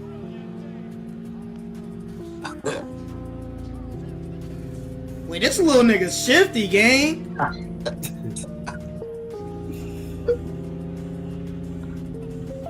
Oh shit! That nigga got speed, bro. I can barely see the niggas on the sideline, gang. No, this Charles nigga, whoever he is, bro, this nigga got OD speed. Look how fast this nigga going, gang. He killing the Saints. Holy Look at that. Hey, yo! Oh no, this little nigga crazy, gang. Yo, Charles might be the best running back in Kansas City history, bro. After seeing this shit. Oh, bro. Jamal Charles is this nigga name. Damn, bro. I should have peeked him earlier, gang. All right, man. Shout out. I'm 23 shots. Thoughts, X. What's your thoughts about this guy? I mean, I'm not surprised, bro. See, we getting up that age, bro. We have to call a spade a spade. That kid's probably, let me look at him. I can kind of see him in the shadow. He's probably about, I'm guessing 17, 16, maybe. So I was going to say 13, 14. Yeah, he might be younger than that. He might actually be that. But y'all see kids every day, so y'all you might be right, but there's kids that just look a lot older sometimes. But he's around. I think he's definitely a teenager. I think we can all agree on that, right? He's a teenager. Bro, like, he ain't watching Jamal Charles at 8 years old, see? He's not watching Jamal Charles at 5 years old. He don't know who that is. I watched one. It's funny you did that one. I saw one with I think it was Calvin Johnson or Larry Fitzgerald. They're like, bro, whoever this dude nasty, bro. And I'm sitting there like, bro, these kids just don't know. Chris Broussard does a little series of you kids just don't know how good such and such was. And bro, like that, I like it because it's funny to us because I don't want to call us ONs, like we're like unks at this age. Yvonne's borderline getting to unk stage. He's kind of unk stage now. It's crazy because I've been knowing Yvonne for so long. He was a little kid when I met him. That was Yvonne. But you gotta think, most kids don't grow up the way that we did. And that's what I tell people, like, me, 8 years old, I'm watching sports. I'm like literally watching it, crying if my team lose, bro. But him, I'm not no disrespect to him because that was a great video just now. But he probably was like, bro, playing with toys, playing with his iPad or whatnot, not really watching sports. So he don't know who Jamal Charles is at all. Yeah, at all. I don't blame him. He's he don't know that. And you just you let him see the highlights for them, for them to be able to make. That's why I said I watched Hunter's stuff. When Hunter was saying, let me see why y'all like Michael Jordan so much. And Hunter was like, I ain't gonna lie, that was tough. Like, you're like, because they think they know, but they really don't know. Like, they've been having dudes that was like nice, bro. Like, y'all boys acting like we just live in the Stone Age or something like that. Like, nah, dog. Like, they had studs, bro, while we was growing up watching sports, bro. This same dude, I just went ahead and gave him a follow last night, but he's been popping up on my timeline because I watched him probably a few months ago. But he had the one that made me watch it. He was like, "Who is this Rice nigga?" Rice. He was like, because he saw Joe Montana throwing. He was like, "I know Joe Montana. Who is number 80?" That's what he's like. He was like, "Who is number 80?" Damn, who's number 80? He opened again? Like he was like, I'm like, dog, this boy don't know who Jerry Rice is. Yeah, bro. Like, why he might have been the one that did I'm telling you, he might have been the one that did Calvin Johnson. Because I know I saw it, bro. Bro, he did Calvin Johnson. He did Chris Carter. I saw he did Chris Carter the other day too. It's like anybody that was nice, he didn't know who the hell they were, bro. It's like, it's so funny. He did Marvin Harrison. He was like, nah. He was like, who the hell is this Peyton Manning keep throwing it to? He was like, dog, it's Harrison again? Who is this? Like, he couldn't believe it. But I'm surprised they even know like Joe Montana and Peyton Manning, bro. Like, I was talking to a kid at school, like if during summer school, and I was like, we was talking about, me and my coworker was talking about Allen Iverson. That fool didn't know who Allen Iverson was at all. He was like, who is that, bruh? Because I kept saying AI, and he was like, bruh, you talking about ChatGPT? And I'm like, what? Bruh, it's hilarious, but that type of stuff, it really does make me laugh. Like, I literally laughed. I was in my bedroom. My wife rolled over to sleep. I had my headphones in. And I watched it, and I'm like, oh, my God, dog, this is so funny to me that he doesn't know Jamal Charles. But I know there are a lot of people. There are people our age that don't know Jamal Charles that call themselves sports fans. Well, I mean, like, like Jamal Charles, I could understand because I mean you have to watch NFL to know Jamal Charles. Yeah, his career was over so quick. So yeah, but what I'm saying is that like as a person, like I tell everybody in Louisiana, if you say you're a Patriots fan, bro, you don't know nothing about football. I don't even want to talk to you because if you're my age and you're a Patriots fan, I don't even want to talk to you, bro. There's no way you're a Patriots fan because why the hell would you be a 47-year-old Patriot fan in Louisiana outside of Lafayette or Karen Crow? I'm about to say because you know when everybody really became a Patriots fans when Kevin Falk went there. Right. That's when I moved here, I had to start kind of accepting a couple of y'all. Right. You know right. But I was still like, bro, y'all not. Even then, I'm still like, bro, you're not a Patriots fan. You're a Kevin Falk fan. And then y'all just you just latched on because Brady had them winning or whatever. So now you saying you're a Patriots fan. Until they just went to the Super Bowl, they was beginning to wean off. They were beginning to wean off the Patriots. It was hard to find a Patriots fan around here for a little while. but that's how casual, bro. And I'm not knocking casuals because I want y'all to know, like, hey, you, that's cool. But most people are casual fans, bro. Like they watch, but they want to, go to the party. They want to drink a little bit, eat. Most people are not studied. Like you tell them, like what a cover two is. Most people can't tell you at all what that is. They're like, why he's not guarding this man? Why you let him go into that zone? Like they just don't understand that, bro. It's okay. I don't have a problem with those people. I just don't want to talk to them. It sounds crazy, but I'm serious. I told y'all before, bro. If you're a man and you don't know anything about sports, I don't trust you. I don't want to talk to you, bro. Shout out to my brother Rello, man. He said you disrespectful by saying that, bro. Rello, we can talk music, bro. You know music.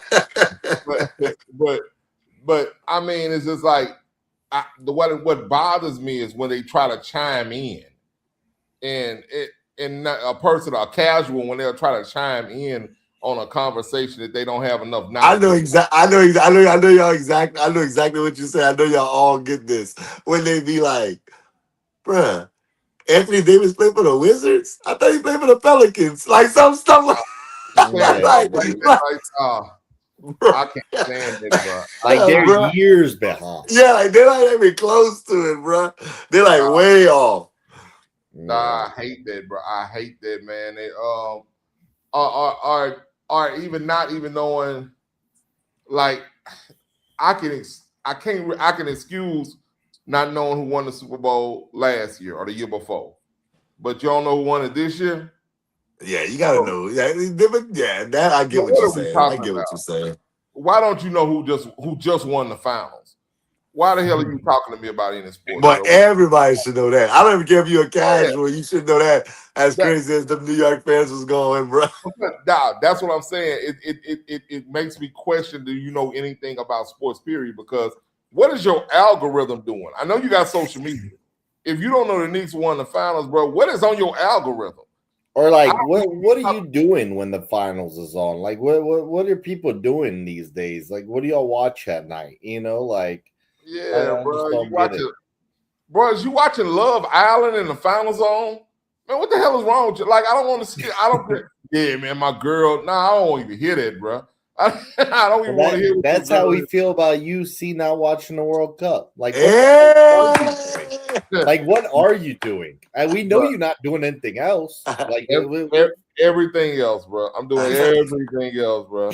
Bro, I'm telling you, see, you born with live, bro. It's fire, bro. It really is, bro. That's why I won't watch it, bro. Because that's how I feel. I feel like one of them dudes watching soccer. I felt like that. I still feel like I don't know much, but I feel like I'm starting to pick up on certain things. Like the more I'm watching, I'm starting to understand why they do certain things on the field too. And it's drama, and it's interesting, and they're stars, and it's a beautiful sport too. It's not, bro. Very crazy. See, 2-1, bro. I can't take it, bro. Not 2-1. Then. Like I said, the only thing they do have a little contact. bro. I can't get into it, bro. I've tried, bro. I really tried. I'm having a World Cup party on Sunday. You're more than welcome to come I ain't see. coming, bro, because you're gonna have soccer on. See, like, what else you gonna do 3:00? It's actually 2:00 Louisiana on Sunday. He go to church. He go to church. Yeah, And mass is an hour. It's not 4 hours. yeah, you never been in my church. I do hear black churches are different. Yeah, it ain't gonna be that long. I leave. It was that long, but I got Jesus in my house. I don't know, man. But look, this now for been one of them dudes. My wife gonna have something for me to do. She always finds something for me. If I have, bro, I've been off all summer, but I have not been off one day this summer. I've been. Bro, I feel like I work more when I'm at home than I do when I'm at work. But maybe because I love my job. I love my job, so it's like when I go to work, it's like I like what I'm doing. But at home, I feel like, bro, I'm working hard over here, bro. Like I'm killing myself over here. Bro, I've been going up to the school, just doing stuff, getting stuff set up. We got the new TV room. I don't know if you seen my little commercial. Yeah, bro, that was fine. Yeah. You didn't invite your boy over, though. That's cool. Come on through, bro. Come on through, man. You going tomorrow? Probably, yeah. Hit me up. All right, but yeah, man. Like I've been doing that, and then, like I said, my wife gonna find something for me to do, man. Like I've been going over there. Look, bro, I'm just big. I'm not handy. But she been having me. We had to rebuild. We had to get those. I don't know if you passed by the shop. We had to get those steps rebuilt. Okay. And then handicap wrap. We had to get that put back up or whatever. I tried to do it myself a couple of times. Both of those things. So after I wasted my time doing that, I ended up having to pay somebody to come do it for real. Like I got another set of homeboys I play with. That I talk to, and we'd be like, yeah, we had to call a real man to come over there and do that, do that work. I had to call a real man to come over there and fix that ramp, man, and pay thousands of dollars. But yeah, bro, I don't know. I tell my wife all the time. I say, you didn't marry the man who knows how to fix stuff. You married the man who know how to pay somebody who know how to fix it. There you go. Hey, as long as it gets done, right? Yeah, I could pay somebody who know how to fix it, but don't have your hopes up on me doing it. I mow the yard. We catch a flat, I can change the tire, but right. I ain't finna. I can't fix hardly nothing, bro. Not hardly nothing. my boy, hey, at least you being honest, bro. Yeah, bro. And bro, you safe with me. I ain't finna let nobody do nothing to you. No doubt. Well, y'all, we've come to the end. Y'all know what type of time I'm on, man. Shout out to y'all boys, man. World Cup. Hey, France, y'all don't let me down tomorrow, bro. I got money on y'all, bro. Don't do that to you, boy, bro. Y'all gonna break my heart if y'all lose, bro. I'm gonna be sick. So please don't let me down. But shout out to my family, shout out to y'all boys, bro. I'm gonna hit y'all up, man. I gotta holler at y'all boys about something, bro. But I'm good. All right, well, I'll go next. I missed the show a couple weeks ago, or I missed a couple of shows when this was a story. So I want to hit this. I forgot to do it last week, bro. Man, on a serious note, that Chris Johnson news killed me, bro. Yeah. Me too, bro. That really, no sports news bothered me as much as that for as long as it did. Like, bro, I thought about that 2-3 days after that, and here it is a couple weeks after it. I legit, it just bothers me, bro, because I watched a couple interviews of his a year ago. Bro was fine, was a normal human being, looked like he was operating normally. I don't know how else to put it, like maneuvering normally. Enjoying retirement. Looks like he's happy with his wife and kids. Looks like he's financially okay. And bruh, that thing really, really bothers me. I can't believe that ALS is an illness and it operates the way it does. Obviously, we knew about the Saints player. I think Steve Gleason is the name. Yeah. But now that you see another player, especially a player we all watched and was maybe the fastest player in the NFL at the time, just the like now it hits differently. And there's apparently like no symptoms. Like, I don't know. I read a little bit into it. I also was a person that always struggled, even like when they would show on Sports Center back in the day, like Make-A-Wish kids having cancer and stuff. I'd always change the channel because I can't watch that, bro. Like I did, I wish all those kids were healthy, and it just bothers me. And then I get too much in my thoughts. So those Chris Johnson news really broke me, and I feel terrible for that family. I feel terrible for Steve Gleason and others affected as well. But bruh, I mean that like broke my heart, and I mean I hope he's the last known athlete to ever get it. As far as I'm concerned, so that effed me up, honestly, straight up.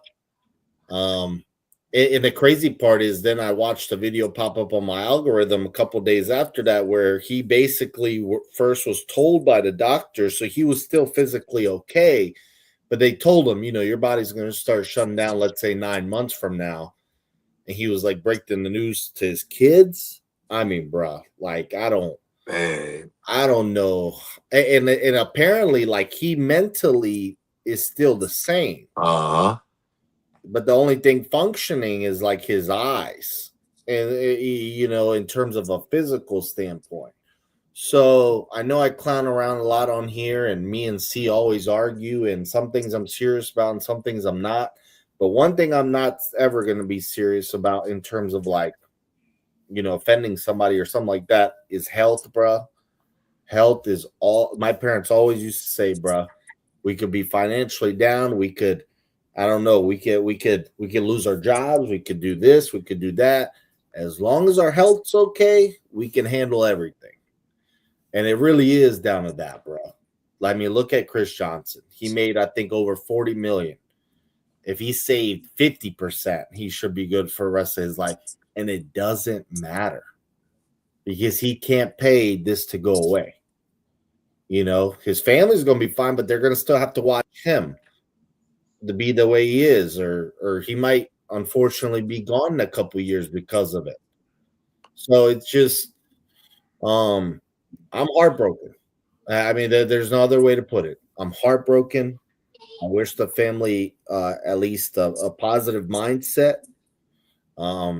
And yeah, bro, I just hope he's the last athlete or even person that I know of to have this horrible, horrible disease, because that thing effed me up straight up.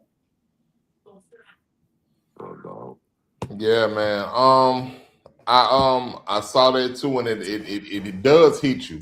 It hits you in it's a serious situation. And like I said, as a Saint fan, we know Steve Gleason, but Steve Gleason was nowhere near the player that Chris Johnson was, and so people know him, but you pretty much have to be a Saints fan for it to even affect you with him because he's always around.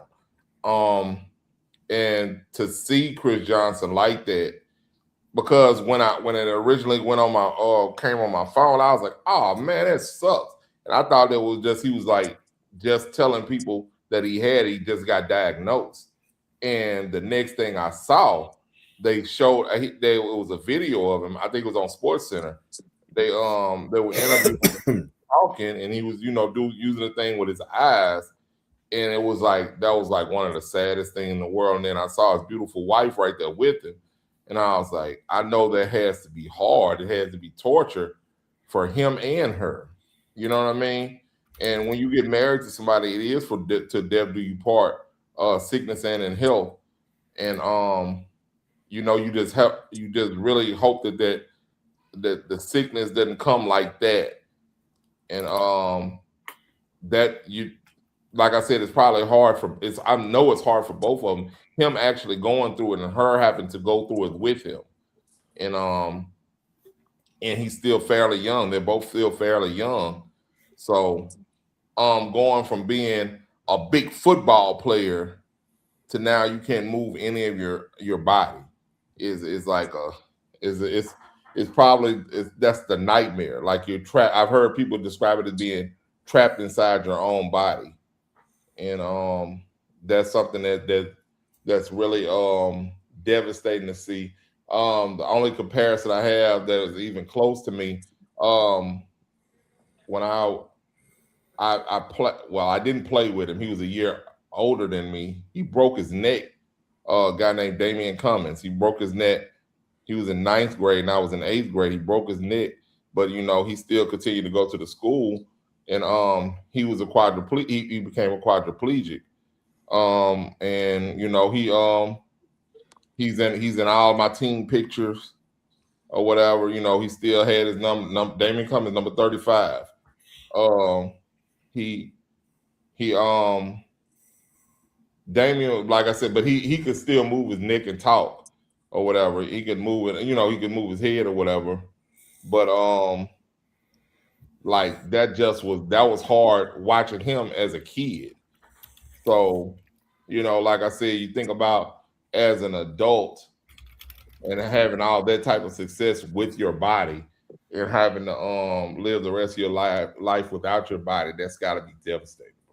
So yeah, that was actually really hard to see. I actually saw like that it's bringing the ALS challenge back. So you see people doing. I saw that it's not funny at all. Don't get me wrong, bro. But I do laugh at things that I tend to not to be laughing at. But I did see that Steve Gleason did the ice challenge the other day, and I just was like, no, do not pour that fucking ice on him, man. And they did it, and like I just laughed because like my body made me laugh because I couldn't believe that they did it to him, and he has ALS. I'm like, dog, what are you doing? And it didn't make any sense to me. But it was like it was him and another. I don't know who the other guy was. He was another guy, I guess, with ALS, and they did it at the same time. I was like, you cannot pour that ice on them. What's wrong with y'all? And they did it, bro. And it was crazy, but. It's brought that back. I remember I did it when it first came around, and I challenged X, and he ain't never do it. I actually did do it. You did? Did you? Yeah, yeah. I don't remember that, man. You must have Yeah. told me supposed to. I did. I think I did. I thought my daughters, they all poured it on me. I let all of them pour it on me. Oh man, but yeah, bro. I think we need to do that again as an NBS show. It's all good, man. But yeah, man, my bad. Not to continue to dampen the mood, man, but real quick. LeVar Ball, him and his wife, bro. Y'all heard about his wife leaving him now? Yeah, bro. I don't know much about it, but I did see that his wife left him. I mean, I read about that. I hope it's not because he had surgery. I think he got amputated. I hope that at least they've been going through it for years and they just don't get along and they are better off without each other. You know how the internet is. Yeah. So I hope it's not, hey, he's disabled now, so she's leaving. I hope it's not that. If it is, if I'm LaMelo, if I'm Lonzo, I'm not talking to my mom. Yeah. And the thing about the thing that got me, I could even I was thinking like what you said. The thing that got me is what I didn't know. She had actually suffered a stroke. Yep. A couple years back, and he stuck with her, and he had to rebuild her. She had to come back from basically ground zero, learn how to walk, talk, and everything all over again. And he stuck with her through that. And now that's what it looks like. Like he stuck with her through that. And less than a year after he gets his leg amputated, she leaves him. So it looks really, really bad from the outside looking in. We don't know what's going on inside. And I think Alonzo them said that it's more to it than the world knows or something like that too. Which I figured. Yeah. So I mean, I hope whatever it is works out, but it does look terrible. It looks bad. It looks really, really bad, man. But I think both of them will be fine. they both will be fine because of the life that they've carved out for each other. And but I will say this, bro. I'm sure I saw somebody said this, so this is not my take. I'm sure being with LeVar Ball has been exhausting. Oh, heck, come on, bro. So I wouldn't be surprised if it was just all right. I mean, I know you stuck around when I had this stroke, bro, but it's too much, bro. I can't I can't deal with you no more. And I know you lost your leg, but I can't deal with you no more. I could definitely see that happening just with his personality that he's put forward for us to see. So, Right. I wish nothing but the best for them. I think they're both gonna have happiness in their future. I pray they both have happiness in their future, even if it's not with each other. But the optics look bad. Yes, sir. It does. So what? I'm on my last minute shout outs, huh? Yeah. All right, my last minute shout outs. I was go to my family, Hunter Morgan, Tori, Christian, Lee, and Edward. Daddy, love y'all. I'll see you in just a second. Shout out to my son Edward. Cut his dreads today, man. EB3 is the name, bro. His number's 3 this year. So All Edward right. EB3. We looking for NIL deals. I'm putting that into play right now. So we branding that right now. I might go ahead and get it patented. EB3, bro. That's crazy because that's what I call my son. I call him T3 because his name is Trevere Trutron. Yeah, man. Well, look, bro, that's different, bro. You get that patent too, bro. Yeah, man. And to my beautiful wife, I love you too. I'll see you in just a second. And to Pep-Pap's babies, Marcel Carter Bryan and Azaria Grace Bryan. Pep-Pap, love y'all. I'll see y'all in just a second, even if it's just on my screensaver. And everybody, thank y'all for watching. Boot up or shut up. Know what I'm talking about? Yeah.